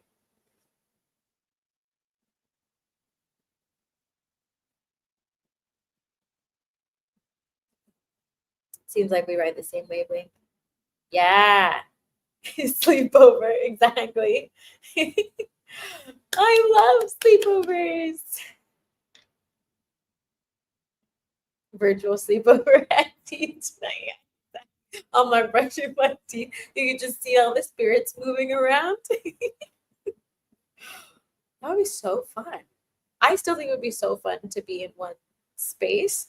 The last time I did a sleepover in New Orleans, I was possessed. So I don't know how good of a host I would be, but we can see how many other people get possessed because you're all spiritual. It could happen to anybody. It could happen to anybody. I was fucked up. I was like, this is straight out of a fucking movie. I can't walk and I'm possessed. This is nice. This is a nice day. It's a nice evening how this went. I'm down for a sleepover. Yay! I stay up late till work. Oh yeah, Coco. I have Disney Plus, so I can watch that again. Oh my gosh, I want to watch Coco. The time to visit Mexico has come sooner rather than later. I know. I'm gonna call you in. Hello. So we're starting the we're starting the traveling retreat. I'll come there with my ukulele. We can jam. Oh my gosh, yes! My other friend has a ukulele. There's so many musicians here. When I landed and I had my backpack on, the guy at the thing was like, "Hey, do you know we really like musicians here?" And I was like, "That's a funny thing to say, right? When I get here, but also thank you." He was like, "Where are you playing? I want to see you play. We love musicians here." I was like, "Oh, okay. How many?" Okay, you can just keep talking. That makes me feel better, anyways. I didn't know if it was you running past the camera earlier, if it was a spirit. Was I running past? I don't know. Outside? I walked to the gate and then I stood there. If something's running around, you know, for the longest time, my grandpa would run around literally in my apartment and knock shit over because he thought it was funny. It was ridiculous. Hi, Samantha. How are you? How goes it? We're talking about ghosts. Maybe a potential virtual sleepover. Yeah, I don't know. Are you a tarot reader? I am. I am a tarot reader. If you need a reading, the link is going to be in the description if you need it. I do text tarot, and I also do live tarot readings if you want a personal one. And then I do general collective tarot on Tuesday Tarot live on here. Thanks. I am new here. Nice to meet you. Nice to meet you too. We just had a run-in with some spirits, someone unexpectedly at the door, and something knocking on the roof. Just a day. This is what happens when you get closer and closer to a portal. Like sometimes I tell people, I'm like, unless you're with me, I don't think you experience the weird things. Like, I'm like, no, this is an everyday, every hour type of like, don't touch that candle. Don't knock that over, please. Leave that alone. I see you. I hear you. Can you slow down, please? I'm trying to tell them. Like, it's a thing. Someone walks up and says something, it's a little possessed. It is what it is. It's like, I appreciate you, New Orleans family. Seeing me in Mexico. How's it going? How you been? Dude, that's the I'm gonna show up, start jamming and fit right in. Apparently, no, they're so sweet here. They literally love musicians. There's musicians everywhere. Everywhere. Welcome, Samantha. Yes, I would like reading. Okay, I will drop the link for you.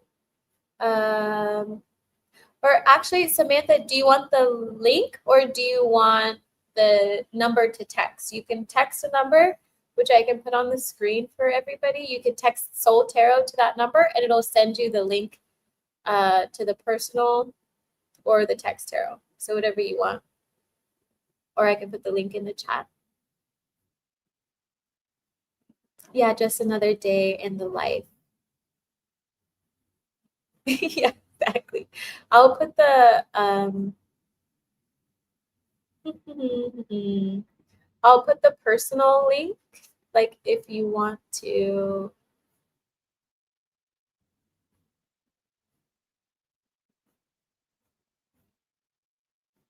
I'll put it in the chat.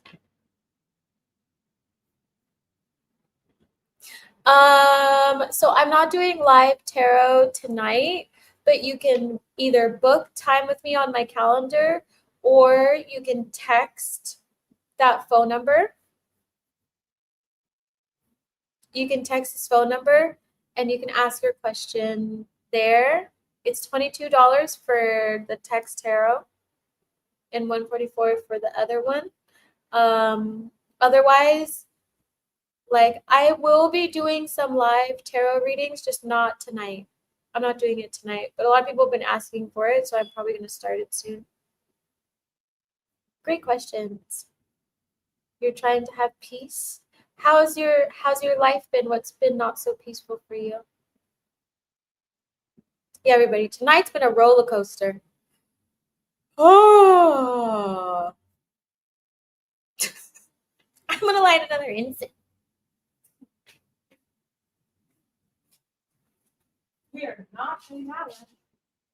No, sir.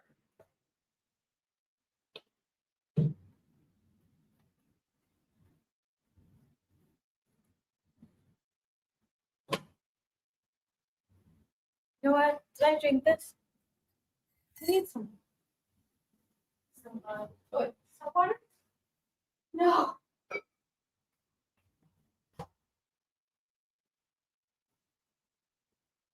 1-800 Prince Naveen. Help. Bring me some coconut water. Give me some mineral water. I need some mineral water. I almost fucking lit my painting on fire. Y'all. Okay. Who's been possessed before?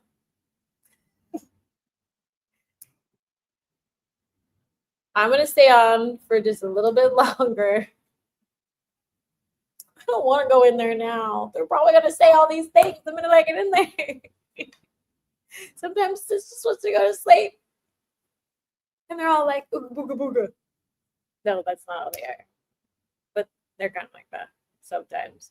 Or they're like, whoosh, whoosh, whoosh, whoosh. I'm like, wow, tonight's going to be the night. Or we wake the dead. Who knows where that's from? What's the incense type? I like the Nag Champa. Yeah, those are amazing. I usually have those, the black ones, but I don't have, they're like always usually in my medicine bag. The first one was Copal, so I knew better. And right now, this one is a Palo Santo. Earlier today, I was burning some jasmine. And earlier today, I was burning eucalyptus to keep mosquitoes away. Something happened with a guy at work and he blocked me. I really like him. So now we are fall apart. I see him every day and I have feelings for him still. Oh no, I'm sorry. Hey, if you want to come talk about it, we talk about love in my class on Fridays. If you ever want to come talk about it, happy to help you. It's called The Art of Love and Magnetism. It's a great class. Some of the folks in here have been there. So if you ever want to come talk or get some healing, it's usually about an hour to 15 minutes. If you need that link. That's hard when they're at work. That's tough when they're at work. I'm sorry you're going through that. That's what you want the reading about? I've had visitors but not possessed. I want to know the difference though. Yeah, possessed is in your body. Sleep on the couch? Yeah. They're still going to get me on the couch. They're still going to get me. But there's something about that room. I don't know what it is. I can't figure it out. Because the cat is always in there too.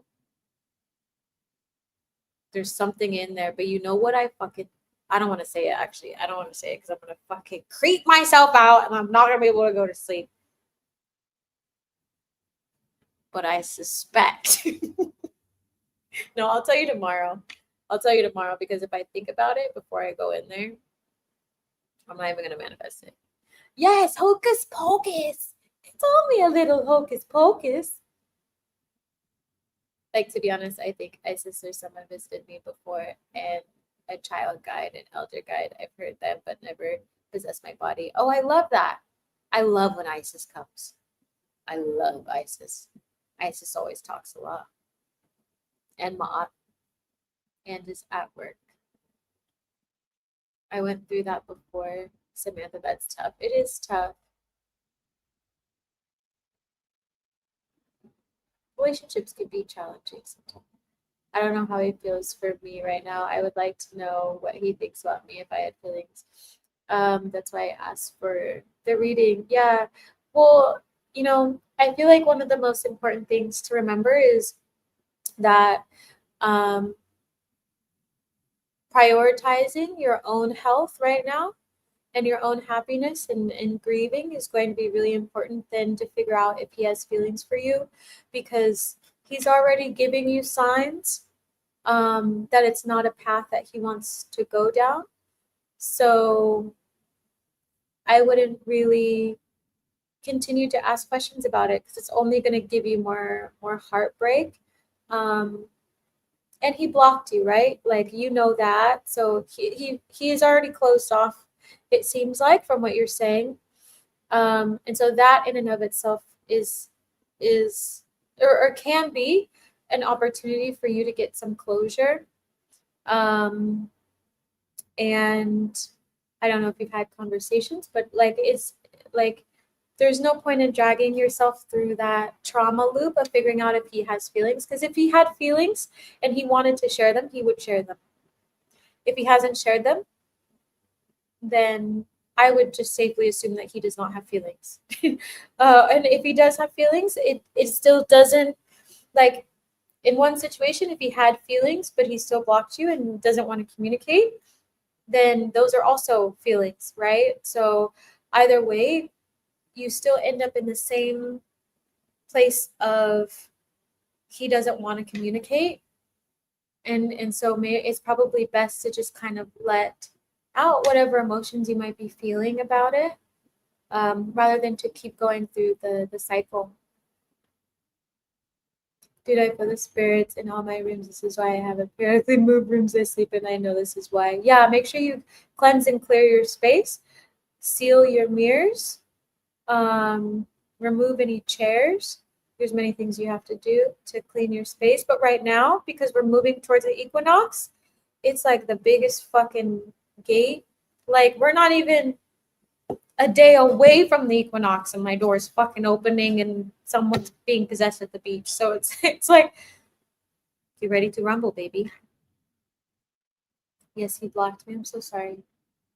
My partner was laughing at me the other night and said, "How are you going to be a shaman?" And be like, "Oh shit, was that tactical?"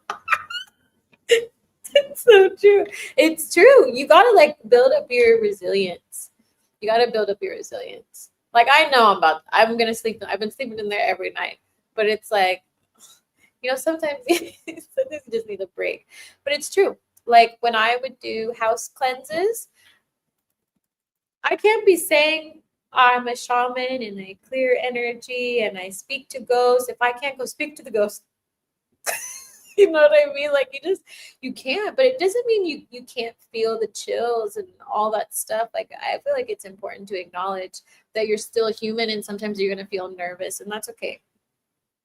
Because you get used to it, right? Like fear is fear. Emotions are emotions. But that's why the soul contract and all that stuff is important, which I might have to do a soul contract with whoever is in here because they're just doing stuff. They're just doing stuff. Yes, that's the best advice. Prioritize your health, prioritize you. That's great advice in general. Yeah. No matter what, they've said enough. Enough for you to be able to let go, for people to let go.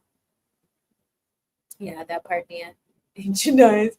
If a masculine wants to talk to you, they will for sure. That's what I've definitely seen. Yeah, always.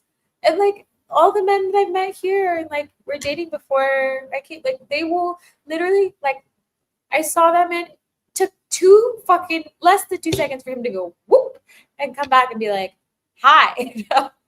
Hello, sir. I didn't say it like that because that's not really that feminine. But usually I stand there looking cute. But it's true, they will always say something. They don't say something, they don't say something. We don't stay, we don't guess about if they want to say something. When they're ready to say something, they will. If they say it in time, great. If they don't, too bad. If they wait till you're married, too bad. Should have said it earlier. But we don't waste time. You got this, Samantha. Yes, you got this. We love you. Hey, what about the eclipse? Isn't there an eclipse? Yeah. Also, yeah. So it's like energy on crack. I shouldn't say that. That's insensitive. But you know what I mean. It's energy on ecstasy. No, something stronger than that. That's very insensitive. Activist Z. I have a lot to learn from you, Ziha. I have already done things like that, not knowing why. But yeah, that makes sense. I'm alive. Palo Santo again, too. Yeah. Palo Santo is great for protection. Copal, I love Copal. I use it every single day, but I also venerate every single day. And Copal is like a messenger just to the cosmos, and it's from here. So, yeah, definitely use your Palo Santo. I mean, Copal is also very protective, but Copal is like 1-800 spirit realm. I noticed that he had feelings for me, and that so I feel so confused. Yeah, it's confusing because you have feelings, and maybe you pick up on their feelings too, but we can't ignore their actions. I can't deny seeing him at work because I have feelings for him, and I said to him that I liked it. Yeah, I mean, maybe it's take some space. Can you take a couple of days off vacation to heal? Take some time for yourself. He made his choice. Now you get to make yours with the info presented, Samantha. Exactly. Yeah. He just saw my messages and he didn't reply. Yeah. If they want to reply, he would reply. You can do this, Samantha. I know it's not fun, it's not easy, and it hurts. It hurts so bad. It hurts so bad. I know. I know, I've definitely been there. We've all been there. Everybody in the chat's been here. But see, you're here for a reason because everybody's here to tell you that you can do this. We support you. We're here for you. And you still can take any of the 3 reading options he gave you as well. Yeah, text tarot, live ancestor reading, Z's art of love and magnetism. Yeah, you have options. You have support to get through this. So whatever you want to do, if you want to book a reading, definitely do that. Come to class. You're welcome to do that too. You're in the right place. You manifested this. You manifested this. But you have options. I think it's okay to choose yourself. I know it's okay to choose yourself. Good night, Victoria. Thanks. Yeah, I totally get that. Definitely been there. Yeah, we've all been there, right? Everybody experienced some sort of heartbreak? It hurts. I've been through plenty of heartbreak. Plenty, plenty, plenty. I would say it definitely doesn't get easier. It doesn't get easier. And then sometimes you feel cold and frigid like a crown. Hi, how are you? We were just talking about spirits and tarot readings. My place is haunted. Yes, it's so tough. Take care of yourself, Samantha. Yeah, absolutely. I'm not doing free readings tonight, no. But you're welcome to book one.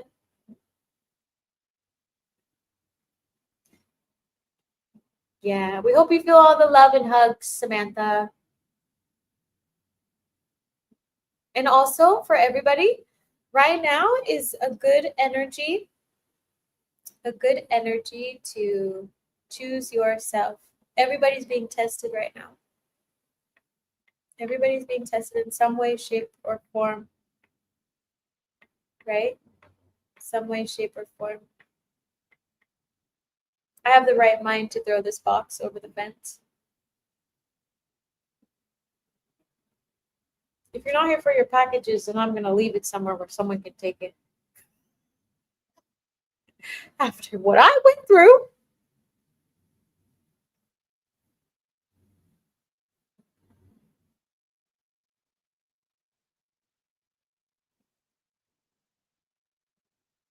Oh, yeah, for sure. Many deep heartbreaks. Yeah. Many deep heartbreaks. I wrote a lot of songs about it. I wrote a lot of songs about it. Falling into Love was one of those songs. When I perform it live, it's going to have the extra rap in it. I really go into it for a bit. Toss it, right? That's what I'm saying. I wonder if it's illegal here to open people's packages. Is it a federal crime like in the US?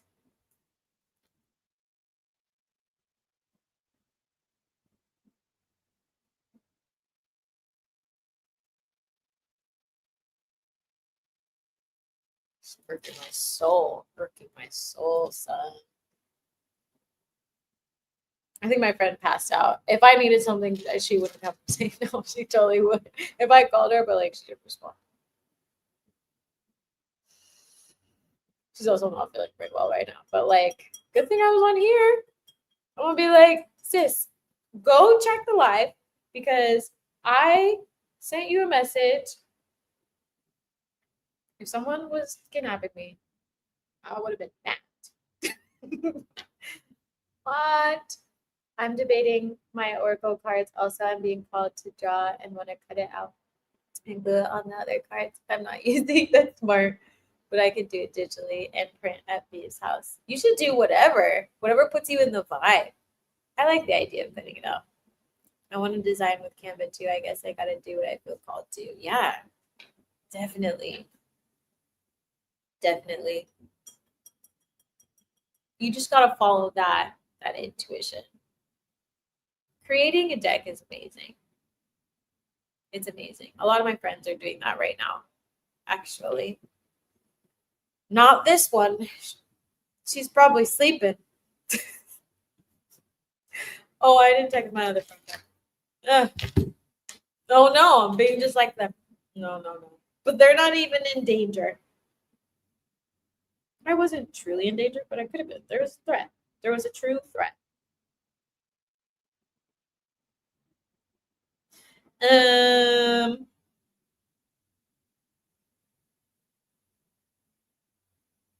Oh, I'll respond to it later.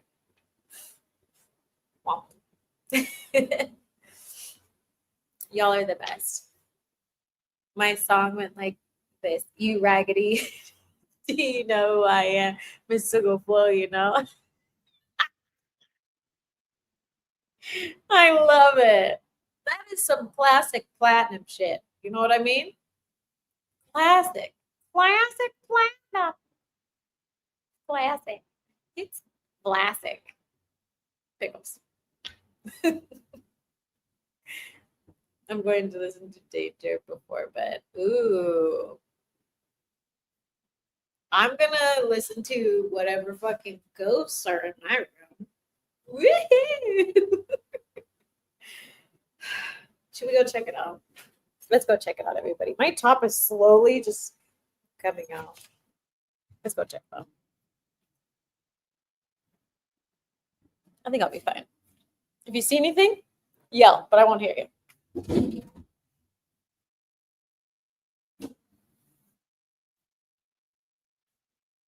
It's hot as fuck in here. It's dark. It's dark. Why is it so fucking hot, man? Ah! Man. I have my light unplugged because I don't like to waste power. There. I think we're good. Ooh, I don't like that view. Oh, it's the door. I think we're solid. I should probably seal this mirror again, actually. I wonder if it's cool outside.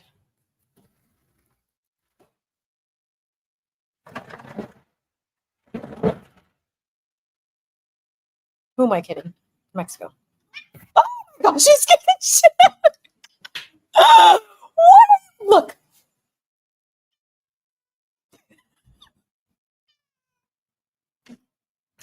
Oh my gosh, she just jumped out of the fucking darkness.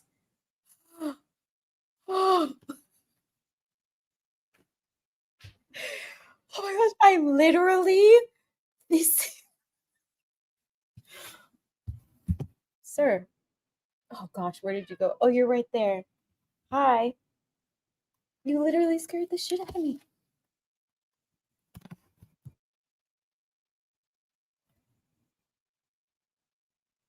Oh. Look at here. Oh, now you don't want to play anymore?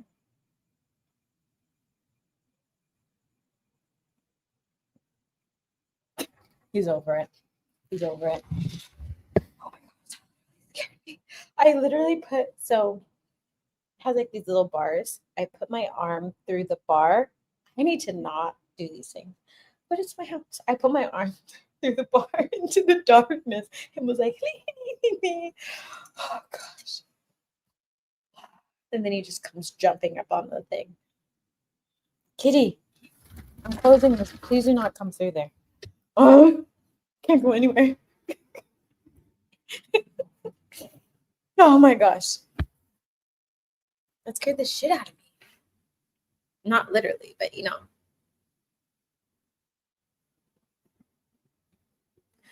I don't want them coming through the TV.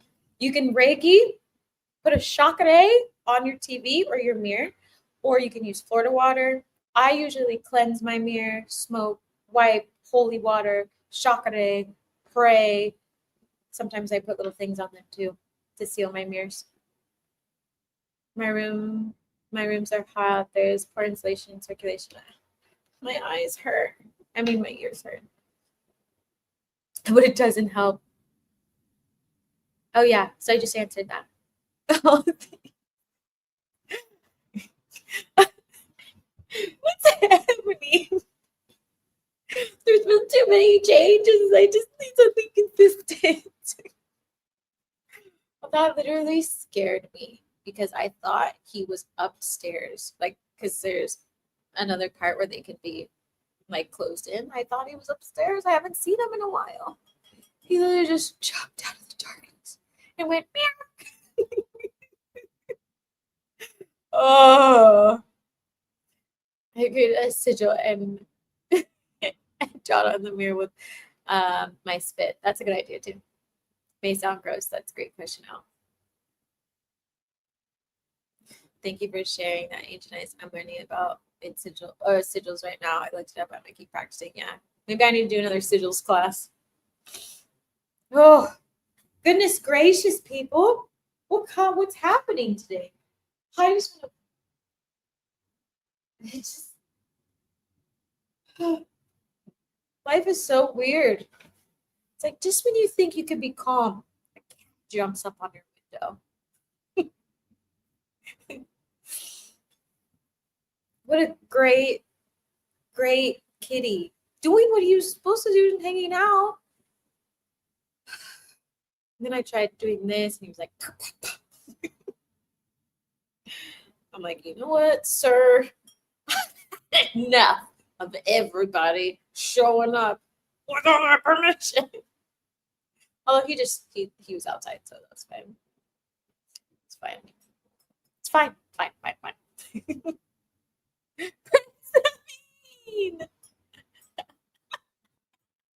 I want to cry and laugh all at the same time.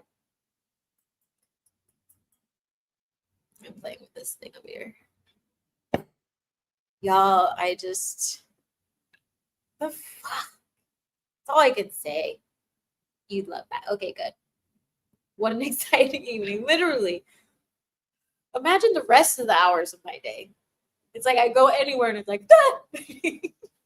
Oh, you're possessed. Oh, this is really cool. Shiny. Amazing. And then a miracle drops out of the sky. And all of a sudden someone's like, boom. Like, how do I not have a heart attack already? You gotta I gotta meditate. This is why I say when you deal with the spiritual realm and all these fun things and you go on these adventures, you really gotta regulate your nervous system because this shit is wild. I mean, it was just a cat, but this energy is not letting up. It's not letting up whatsoever. Right? Fucking we're not even in the fucking eclipse. We're not even. I don't even want to know what tomorrow brings. No, I do. It's probably gonna be great.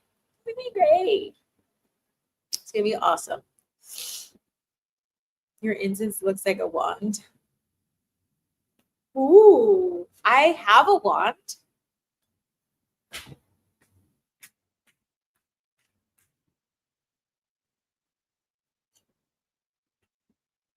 I have one. It's from Egypt. I'm not going to fully show it to you because no, but I have one. Yeah, it's from Egypt. Got me. One of my tools. I called to my tools. Oh my God. Yeah. So like I teach people to call to their soul's tools, you can call to your soul's tools and they begin to show up in your life. I had lost a lot of my tools, did a soul calling, and now they're coming back. This one was one of the third ones to come. There's some others on the way. And sometimes tools will come when you need them and only be there for a little while, or a destiny helper or a messenger will bring your tools to you. I was teaching my friend about that. When I was traveling, I really needed help. I needed protection. And I just had this urge to go to this open market on the side of the road randomly. And I stopped and then I walked around and I could just feel myself being pulled to this woman. And then she had these strings that were blessed all the way from Tibet. And she was she also believed in God. And so she gave me this really beautiful message and she was like, I know it's for you. And she was like, I have two of them. You basically gonna wear one now and one later. And I wore my second one here. So like your tools will always find you and protect you when you need it. And she had a bunch of stuff from Tibet, and I just was like picking out the things that I felt called to. And she was like, "You're picking out the oldest stuff that we have here that are like were owned by bulk." She had a lot of stuff that was originals, all that kind of thing. So your energy begins to like recognize it, call to it. You'll be drawn to it. But a lot of my most important tools will come, and I don't usually have to pay for them. They'll find a way. They'll always find a way. I love my wand. It has a bunch of moldavite on it. Man, I try to control the breath and heart rate, but that goes right out the window. Maybe I should subject myself to situations of practice. Yeah, that's the only way you're gonna learn. So the only way you're gonna learn. Gotta get me one. Yeah, call to one. Call to one, it'll find you. This one found me. All my tools, aside from the traveling person, I tend to meet a lot of traveling like nomads, and they'll have something for me. And if it's not something physical, it's something, it's knowledge. Like it all started with this person who told me about Ham Khan and knowledge. He's from Africa. But other ways they will come to you, like this one was hand carried to me, so it was delivered to me. I never really had that experience, but I've had that happen a few times where I was just traveling, and I would meet someone, and then they would give me something important, but it was always like they would bring it to me. Like I never had to like go seek it out unless spirit was like, you need this right now. Like the string from Tibet that was blessed. It's like it was always only blessed during a certain holiday by a very, I can't remember their name. But it's like people travel thousands and thousands of miles to get things blessed, and usually that string stays within their family, and it goes to like whoever was there and another family member, and she gave me both of them, and I was like, yeah, it was pretty cool. I want a staff. Staffs are cool. I had a staff. I had to give away a lot of my things. I blessed them and prayed over them to make sure they would find the right people. I had a staff that was hand carved by this family who were Galagichi that I met in Charlotte. And I could see the staff, but I didn't know when it was coming. And then I ended up getting it, but then I couldn't hold it. I couldn't keep it. Something else will find me. I know it will. Call to your stuff. Call to your stuff. My new fairy bear is my tool. Yeah, exactly. Like things return to you. Things, even day-to-day things return to you. Money returns to you. Sometimes people return to you. Things that were once lost, basically, or that belong to your soul, and your path will return to you. They'll always return to you. I love this. I love this so much. Like, I don't know. I don't feel whole without it. Like, it's never going to leave me. It's never going to leave me ever. But there's this family in Egypt who would make a lot of carvings like this. They make a lot of spiritual things. And their family was known for it. And they didn't make a lot. They stopped making them. And then the person who hand carried this one to me, he had found them, and they were friends because he used to travel all around the world and find these really unique pieces, right? Like he was meant to find them, kind of destiny. And the person who did it, it's kind of creepy, but he was like saying it was like one of the last ones that he made. I think he made it with his father or something like that. And while he was doing some of the carvings, he like cut himself, and then he like his like sealed some of his blood in here. It's kind of creepy. I thought it was really cool. Um, and then they put in a bunch of the stones and things like that. There's a lot of stones that also come from Egypt and things. And then he hand carried this over, and then the person who had this, and he basically like holds. He's like a messenger. He holds, like, he'll seek things out because his soul finds them, and he holds them until that correct soul finds him to get it. So like he felt like he was like, I know this is yours. It was like, I know it's mine too. And so he actually made this really cool box to protect it. And it's really cool. It's so cool. I love it so much. I was like, God, I'm gonna need more room in my suitcase, or I'm gonna get rid of everything else. If you're cool with it, my box has to fit. Hi, Jamila. Yeah, call to your tools. Jamila, you missed one hell of a night.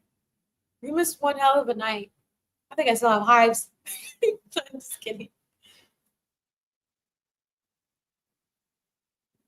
What time is it? I need to go to bed. I'm gonna leave in like 5 minutes. Yeah, spirits, possession, knocking, roof knocking, my door opened, the cat jumped through the darkness. It's been a whole deal. It's been a whole deal. Fucking cat scared the shit out of me. This is why you don't stick your arm into the darkness. Because if there's a kitty out there, they'll be like, hey, you're playing with me. I see something told me earlier to see if you were on, but I was leaving work late. Yeah, it was a whole deal. I'm a call to my tools for sure. Yay! Now I gotta go back. It was a whole vibe. You got like 3 hours worth of it was a whole thing. I loved everybody's stories. We also talked a lot about politics, COVID shots, dates, possession, traveling, Mexico, ancestors. What didn't we talk about? We also talked about shit a little bit, or someone mentioned they were tired of their own shit.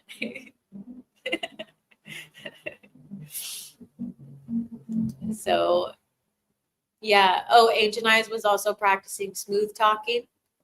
So there's that.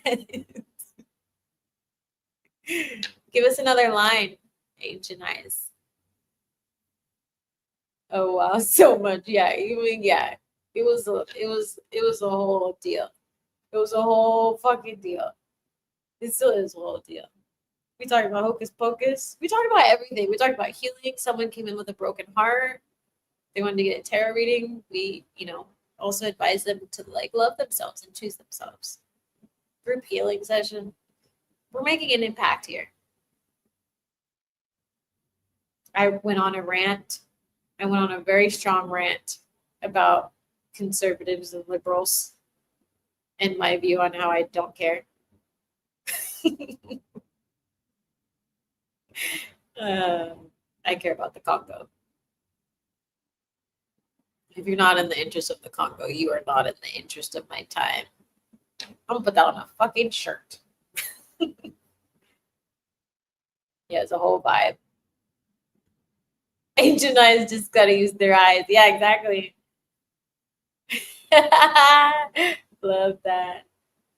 I don't like any of those political words anymore. They're starting to lose their meaning. Yeah, exactly. That's because someone once upon a time said they mattered. And now we're like, oh, what? It doesn't matter.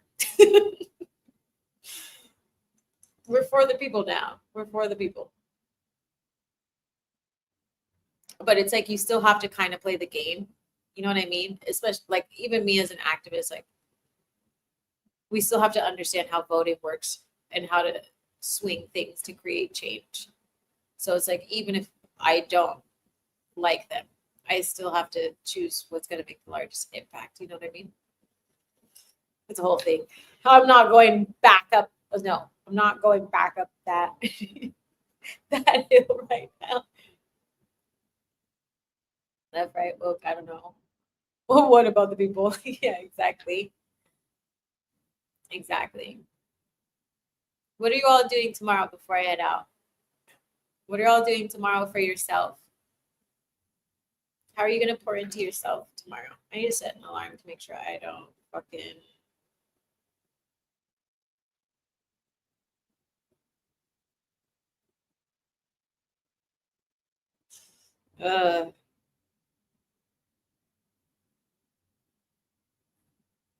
Oh, we also tried to 1-800 call Prince Naveen, thanks to Mia. We talked about New Orleans too.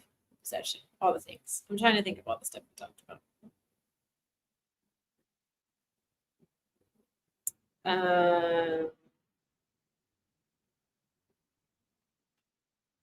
It was a whole vibe. Prince who? Prince Naveen from Princess and the Frog. I was demanding that I was Princess Tiana. So Mia said she could call Prince Naveen for me. I have PT in the morning and massage at 3. Fun. Yes. I think in the movie they say La Froggy or the Froggy Proto or whatever. Prince Naveen. Prince Naveen. I'm gonna put this back.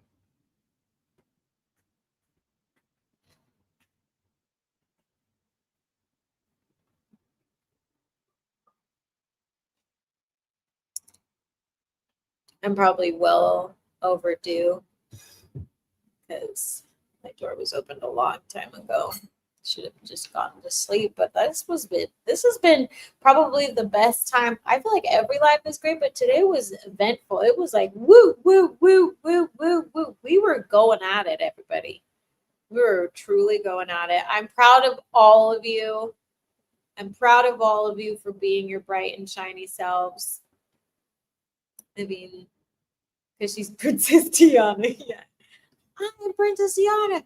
Oh, Prince to me. No, kidding. I'm not complaining. I met a man today at a beach.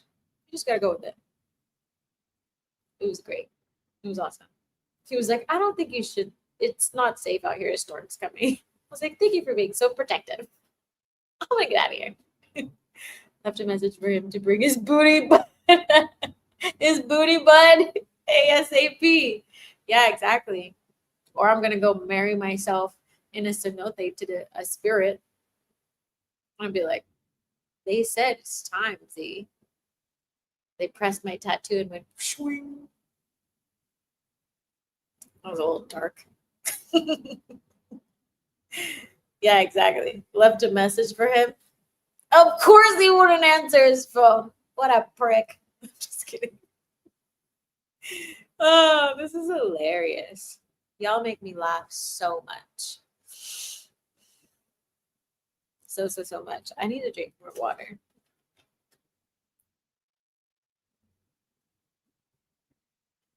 This isn't water. It's coconut water. Close enough. Just saying. That's the problem. He lost his phone. He lost his phone. You know, 2 people around me have lost their phone. I thought it was funny. And I happen to have 2 phones. It's like, do you need to use my phone? Why do you all keep losing your phones? I was going to say that water looks like coconut water. Yeah, it is.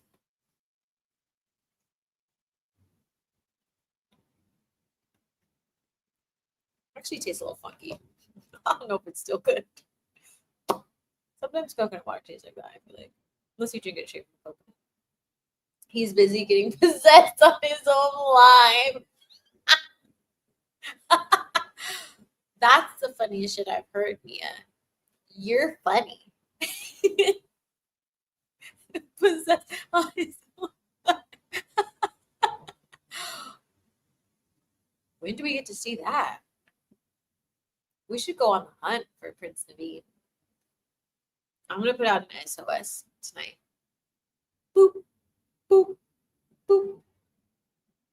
Are you possessed? That's so funny. That's so funny. Nia, what princess are you? Do you resonate with that at all? Are you also Princess Tiana? Or are you another princess? I feel like it depends on my mood, but I'm definitely Princess Tiana. There is no doubt about it. You know what was weird? What the man told me today? I'm just gonna call him the man because I don't remember his name. No, it was Brendan. He was like so spazzy. He was very spazzy. He was on a run, but he was like spazzy. I don't understand how he was running. And then he told me, he was like, "You look like such a bright, like, whatever." He didn't say whatever. Out on the beach, which I was. It was like gray and cloudy, and I'm out there like wearing all these bright colors.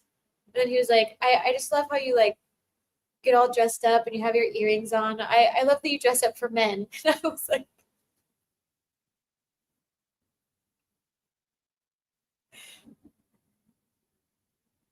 excuse me?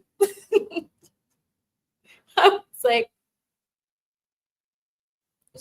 I just love everything about you. I just love everything. Like you seem so feminine. Like you're just out here so bright and happy and like just all dressed up for men. I love how you dress up for men. And I didn't even know what to say. I was like, what do you say to that? My boyfriend just stopped by. He can't stay, but now I get to eat my soup. I'll see you tomorrow. Bye. Oh no, you said I'll see what tomorrow brings. Okay, got it. No, that is what he said. I'll see about going to the park to ground myself, see more butterflies, mating. Yay, have fun. Definitely depends on the day. Resonated at different times. Princess Tiana. Oh, Cinderella, Mulan. I can see that. You do have that kind of energy, a mix of all of them.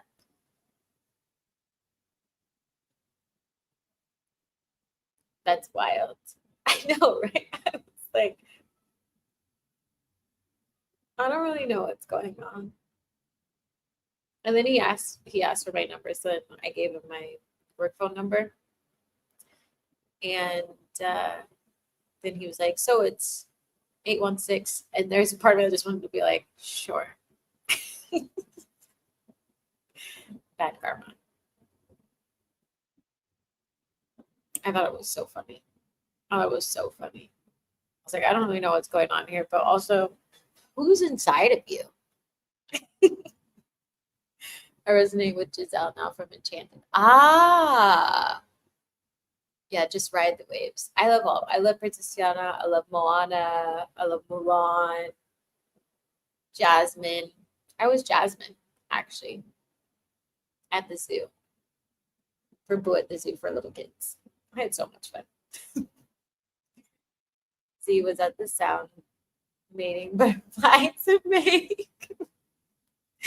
Maybe. Do you know? Give us some smooth talking. Give us some smooth talking. I like the smooth talking. Do you have another liner? You should teach this man a line because I was like, I don't even know. You know how he was? I need to fucking shut my mouth. People are so great. This is why I love meeting people because everyone's so different. I just appreciated how direct he was.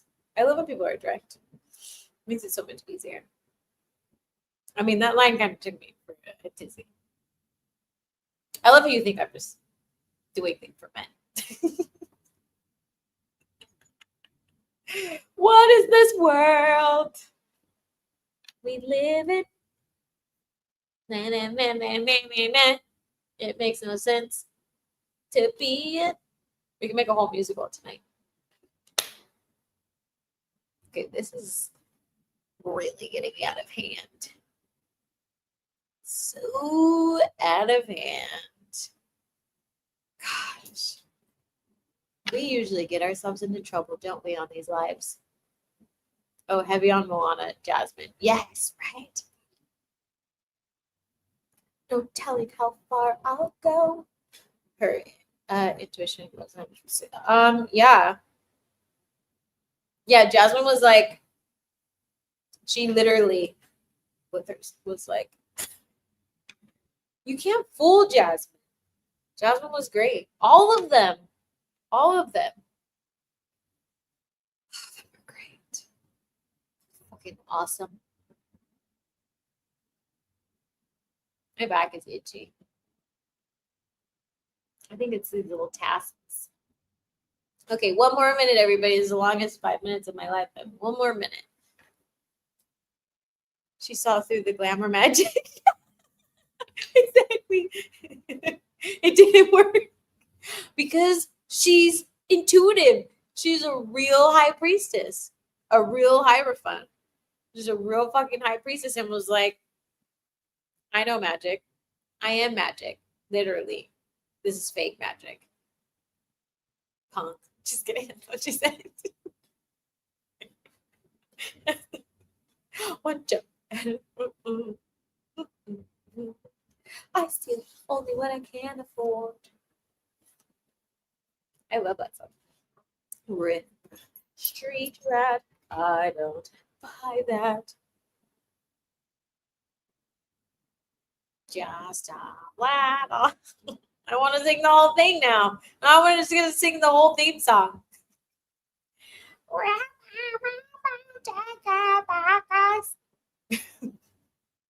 Why is there always someone singing like that?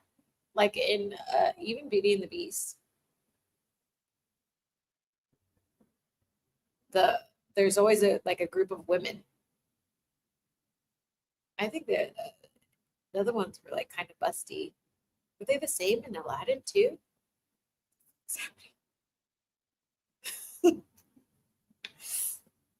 See, glamour magic has been popping on my Facebook more lately.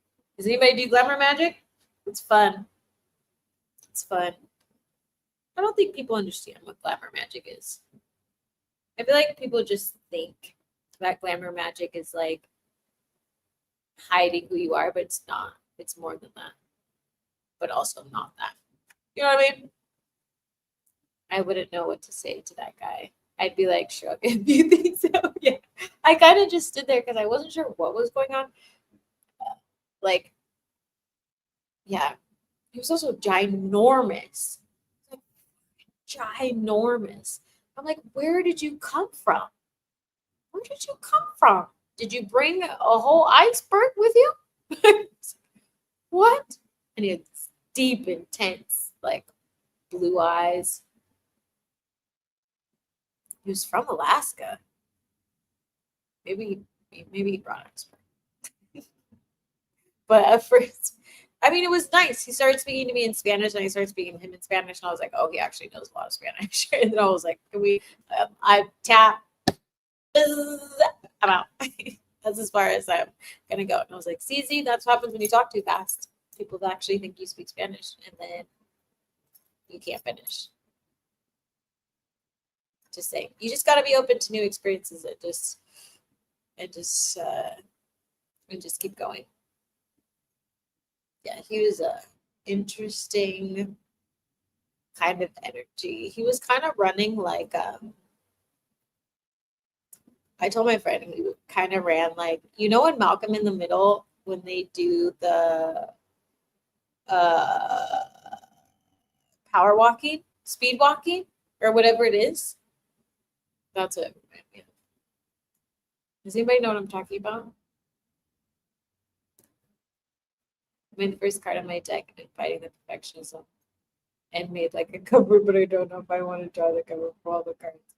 At least I have one though. Hey, that's celebration. Celebrate good times. Come on. It's a celebration. We shall play that song. Okay, everybody. I should definitely get going. I know I asked you about Malcolm in the Middle.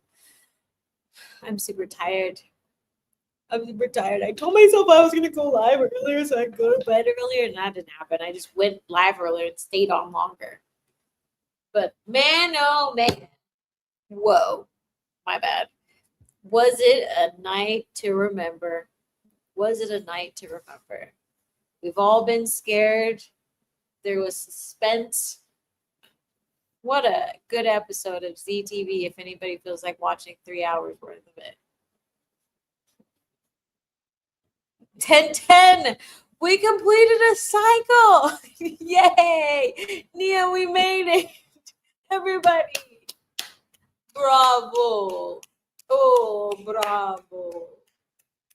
We made it. Every day is one more step for mankind. Every day, we just do a little bit more to be better people. We don't glamour magic ourselves till nobody recognizes us. And we definitely don't open the gate at nighttime unless you are streaming live and people can help you, kind of. Yes. Yes. I love that 10 today. See that one periodically. One for the books for sure. I feel like I went camping with y'all. We've been sitting around the campfire.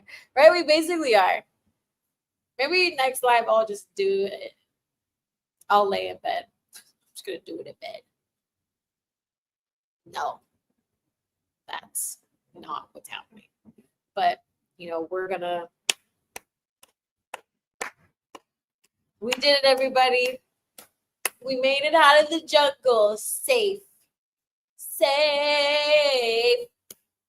Woo! Who's ready to fall asleep with ghosts? You are. And you. And you get a ghost. And you get a ghost. And you get a ghost. And you get a ghost. Possessions for everyone. I'm just kidding. I'm not going to say that. Take it back. Possessions for C, because it happened at 3. Okay, I'm going to head out, everybody. I hope you have a really beautiful evening. Have fun camping. I'm going to go talk to the cat who is somewhere out there in the shadows. I'm going to talk to these spirits, and I might eat a snack. Hell no, yeah, exactly. Good night, everyone. Good night, good night, good night. I'm sending you lots of love, lots of hugs. Don't forget, tomorrow is shielding and protection in Z School for the Gifted. So I highly recommend you be there. I highly, highly recommend you be there. Keep telling yourself that. I want a funny comeback. Good night, everybody. Ciao, ciao. Ciao, ciao, ciao, ciao.